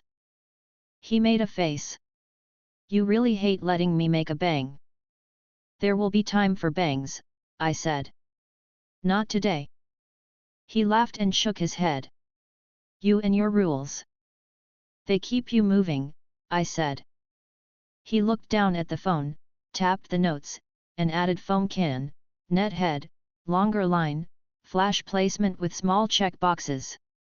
He hit save. He leaned back and blew out a steady breath. Feels good to be doing instead of sitting, he said. It shows, I said. Your posture is different. He lifted a brow. You paying that close attention to my posture? I pay attention to everything, I said. He smirked. Creepy. Effective, I said. He stood and stretched. He put the phone back in his pocket. He picked up his shield and set it on the wall. He opened and closed his hands again and watched the tremor fade. Call me when you pick the spot, he said. I will, I said. Rest. He nodded and walked toward the back room. He did not look back. I turned to the wall and dimmed the front lights. I stepped into the evening and let the door close behind me. I crossed the river on the roofline of old warehouses and checked my static field. I pulled the drones down and cleaned them. I scanned the depot one more time. The team leader had left. The soup had left. The office was empty. The fence had been retwisted. The 7-second loop had burned itself out. The site was clean. I looked across the skyline to the tower. The building's lights moved in patterns that meant meetings and calls. Ashley's office still burned. Edgar's office was dark. Homelander's gym light was on. Maeve's room was quiet. Starlight's press tour continued. None of them knew how simple today had been. That was the point. I turned away and started planning the next lane. Chapter 16, The Node and the Girl. I chose the node for them. On paper it was a refrigeration warehouse for blood plasma.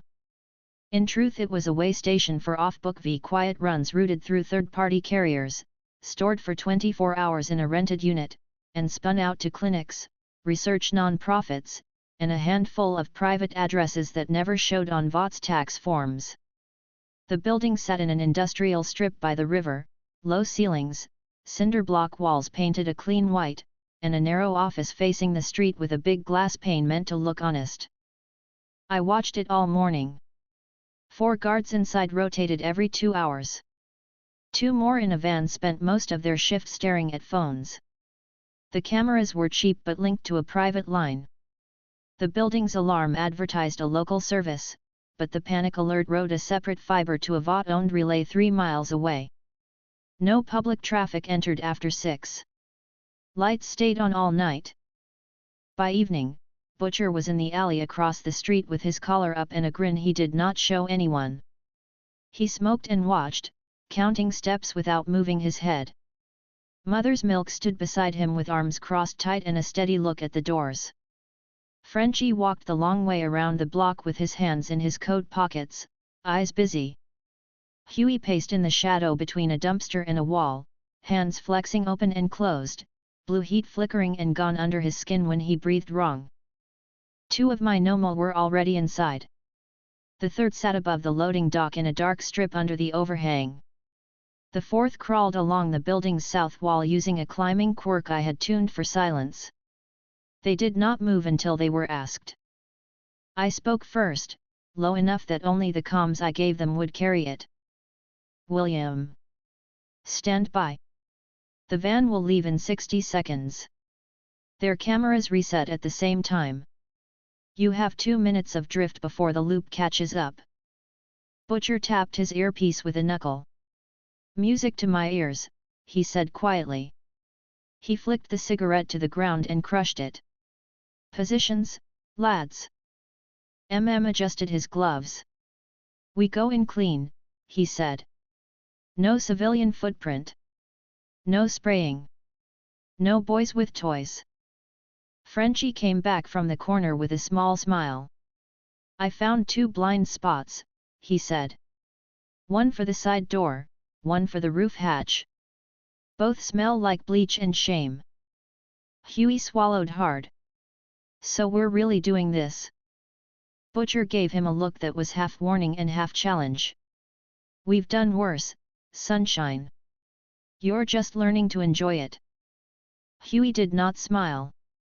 He breathed in and out through his nose and nodded. Okay. The van pulled away like I said it would. The 2 guards inside laughed at something on a phone and did not look up. The loop on the cameras started its scan. I changed a timing byte. The gap widened to 2 minutes, 20 seconds. Now, I said. Frenchie took MM's wrist and blinked them both 6 feet inside the side door, reappearing behind a stack of wrapped pallets. He staggered 1 step, then steadied. Monday Ami, we do not die today, yes, he whispered. We won't, said. His voice held caution and focus. He slid forward, checked the first corner, and signaled with 2 fingers. Butcher moved for the loading dock with the Nomu above him. It dropped behind him soundlessly and followed like a shadow. Huey came last, steps quiet, jaw tight. He stayed close to Butcher, palms open and empty. Inside, the air was cold. The hum of industrial compressors filled the back rooms. A chemical tang sat under the cold cleaners, something iron, and a faint sweet note that never came from food. Light strips ran the ceiling in straight lines that threw no shadows where they were needed most. Frenchie put his palm to the white wall and felt for the cavity behind it. They changed the layout, he whispered. New closet. The duct goes nowhere. Pointed. Door left is the office. Right is storage. Stay clear of the central corridor until we've got eyes. Butcher kept moving. We're not writin' a manual, we're robbin' a bank, he muttered. Find the V or find me something that proves it. Proof before party, said. He went low and moved to the office door. The Nomu slipped ahead of him and vanished through the wall, then opened the door from the inside. The latch clicked. Entered. The office was small. Metal desk bolted to the floor. Terminal on a swivel arm. 2 file cabinets. An old coat on the back of a chair and a paper calendar on the wall with inventory scribbled every Thursday at 8. Went to the terminal, slid a small drive into the USB port, and typed quickly. The screen loaded a local inventory app with too few entries for the size of the building. Front end's clean, he said. We need the back end. Frenchie's voice came through softly. I have a back end for you, he said. He had already crawled behind the desk and popped the baseboard loose. A fiber patch glowed faintly inside. They are feeding a separate line. Mirror it, said. He plugged a second cable into his drive and snapped a clip onto the patch. Numbers ran down his screen. He nodded, satisfied. We're in. Pulling their manifests. Butcher and Huey slid past the office and toward the storage hall. The second Nomo moved down the ceiling, hanging by hands and feet. 2 guards in the corridor, I said. They're bored.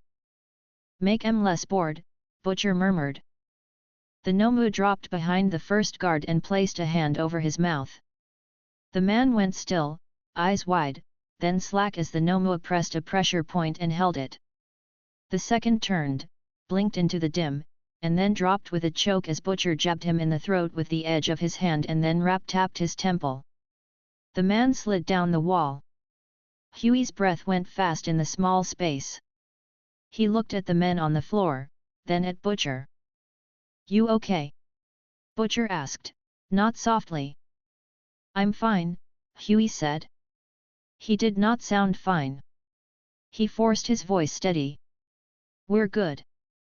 Good, Butcher said. Keep your hands to yourself till I tell you otherwise. They cleared the first storage room. Boxes. Frozen food packs. Pallets of saline. The second room had 4 upright coolers with locks on them. Frenchie appeared at the door with a small grin. I prefer freezers for ice cream, he whispered, but we will make do. Arrived behind him. He had 2 drives in his pocket now and a flatcom look that meant he was working hard to keep the rest of them alive. Open them, he said to Frenchie. No booms. Frenchie pulled a small tool from his pocket and set it on the lock. He frowned, tapped it, and hummed under his breath. A click. The door opened. Inside sat narrow cases of blue-topped vials. He reached for one, then stopped himself and pulled gloves from his pocket first. Mother's milk, he said, handing one vial over for a second set of eyes. Is it what it looks like? Held the vial up to the light, turned it, and nodded once. V, he said. He did not smile. He looked angrier than before. We've got enough here to make 5 new jobs for PR. Take a case, Butcher said. Leave the box lookin' like it's still full. We don't want to spook 'em too fast. Frenchie slid 2 cases into MM's bag, patted them, and closed the cooler. He set the lock back and reset the pin. We have our proof, he said. We should go. Butcher shook his head. He pointed at the far hall. We're not done. Frowned. Don't push it. Butcher's smile was thin. I'm already pushing it. He jerked his chin toward the back. You smell that? Huey blinked. What? Butcher sniffed once. Ammonia. Too strong for a freezer. Cleanin' something they don't want to smell. He moved down the hall, fast. William, I started. I know, he said under his breath. He did not slow. The hallway bent left and opened into a lower room with concrete steps. The door was heavy, painted the same white as the rest of the walls, and held a keypad without a logo. The latch was new. The paint was fresher. The smell was wrong. Frenchie stepped forward before anyone told him to. He put his ear to the door. He knocked once with a finger. He closed his eyes. Vacuum hum, he whispered. A fan that pulls but hides the pull. There is a room. Rubbed his jaw. This is where we leave, he said. His tone suggested the line was not flexible.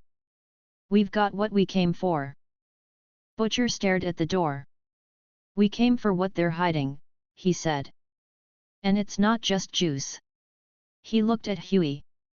You see a fire alarm? Huey looked around and pointed. There.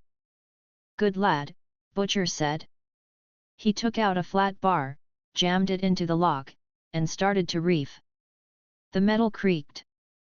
The Nomu stepped forward, gripped the handle, and leaned. The latch gave with a heavy crack. The door swung open. The room beyond was cold and loud with the hum of a fan. The light was harsher. A cage sat in the center.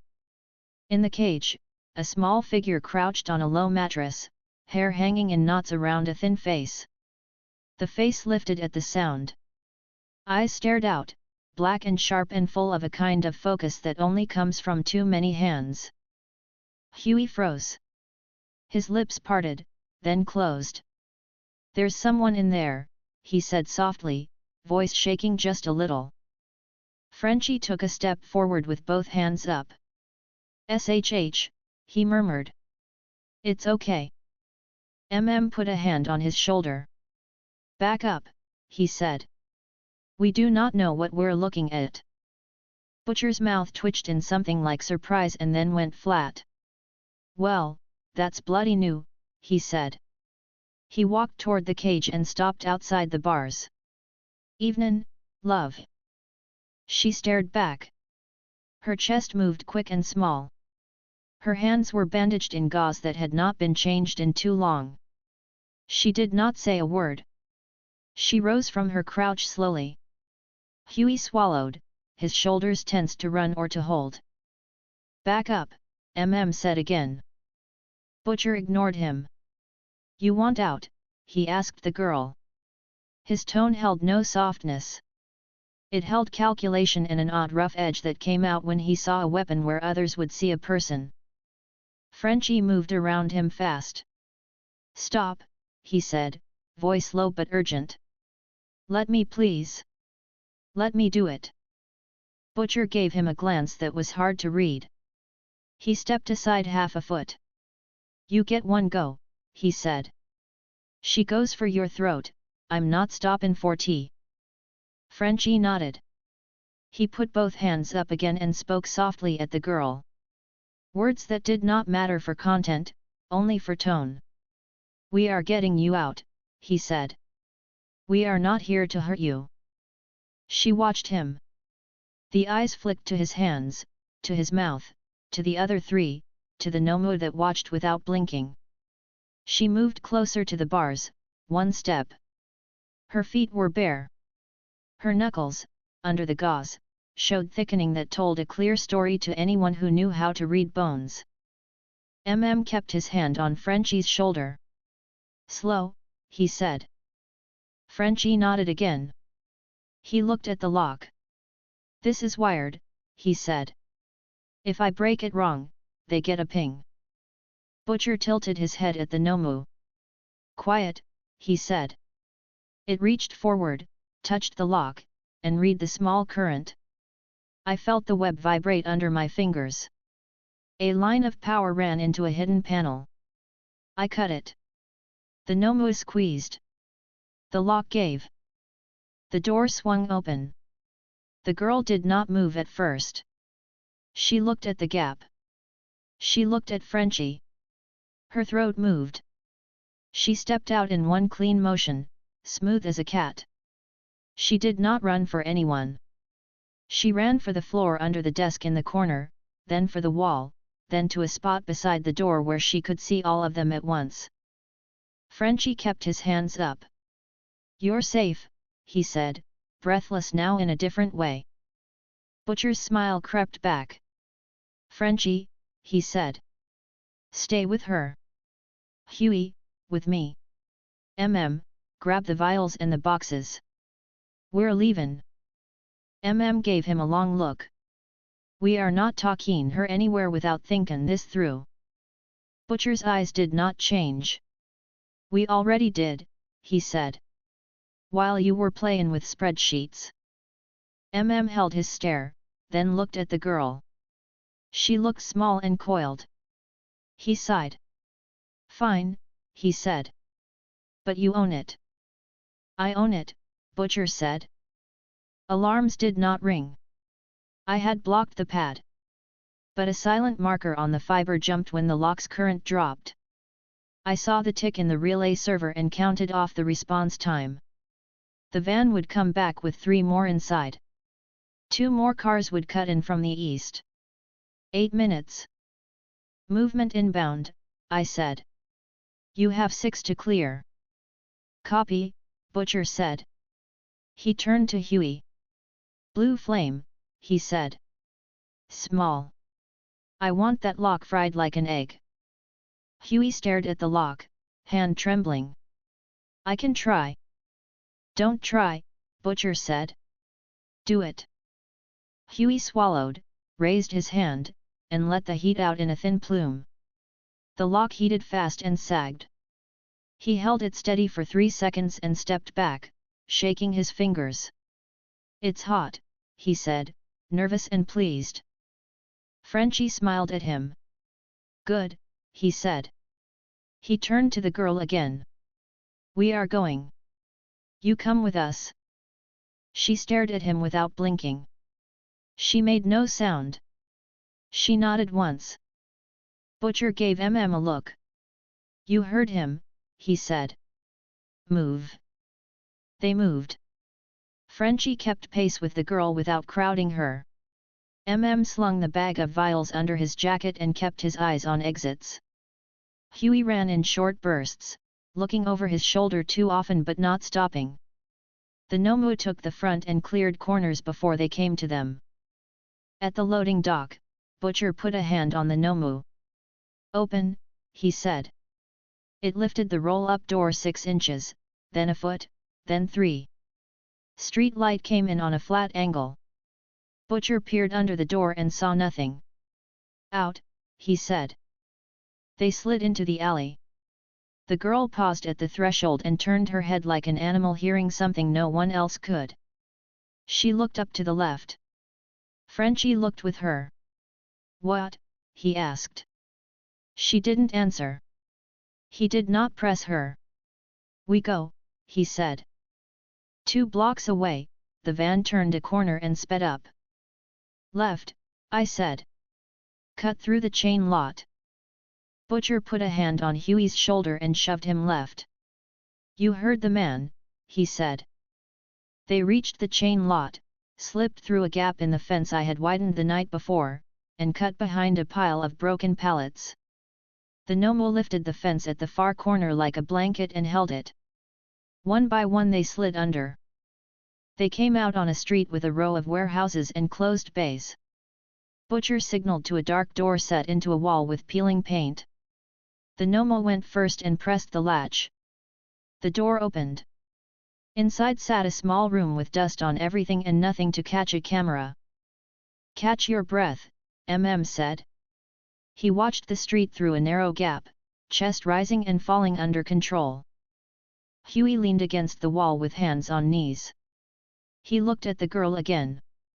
She looked back at him like he was a problem she had not solved yet. He smiled and stopped when it felt wrong. "Hi," he said, soft and useless. She did not respond. She stood still, eyes moving. Frenchie could not stop glancing at her hands and her face. He looked at the gauze and then at Butcher. "We should change those," he said. "Soon." Butcher nodded. "We'll get her sorted," he said, like he was talking about a tool that needed oil. He looked at me without looking. "We clear." "For now," I said. 2 cars went past your exit and kept going.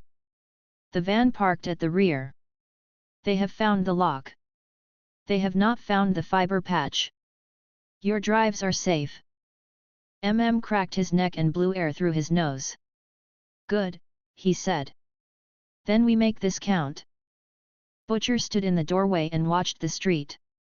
He turned his head and looked at the girl again. "You with us?" he said, not a question. She stared back, then nodded once more.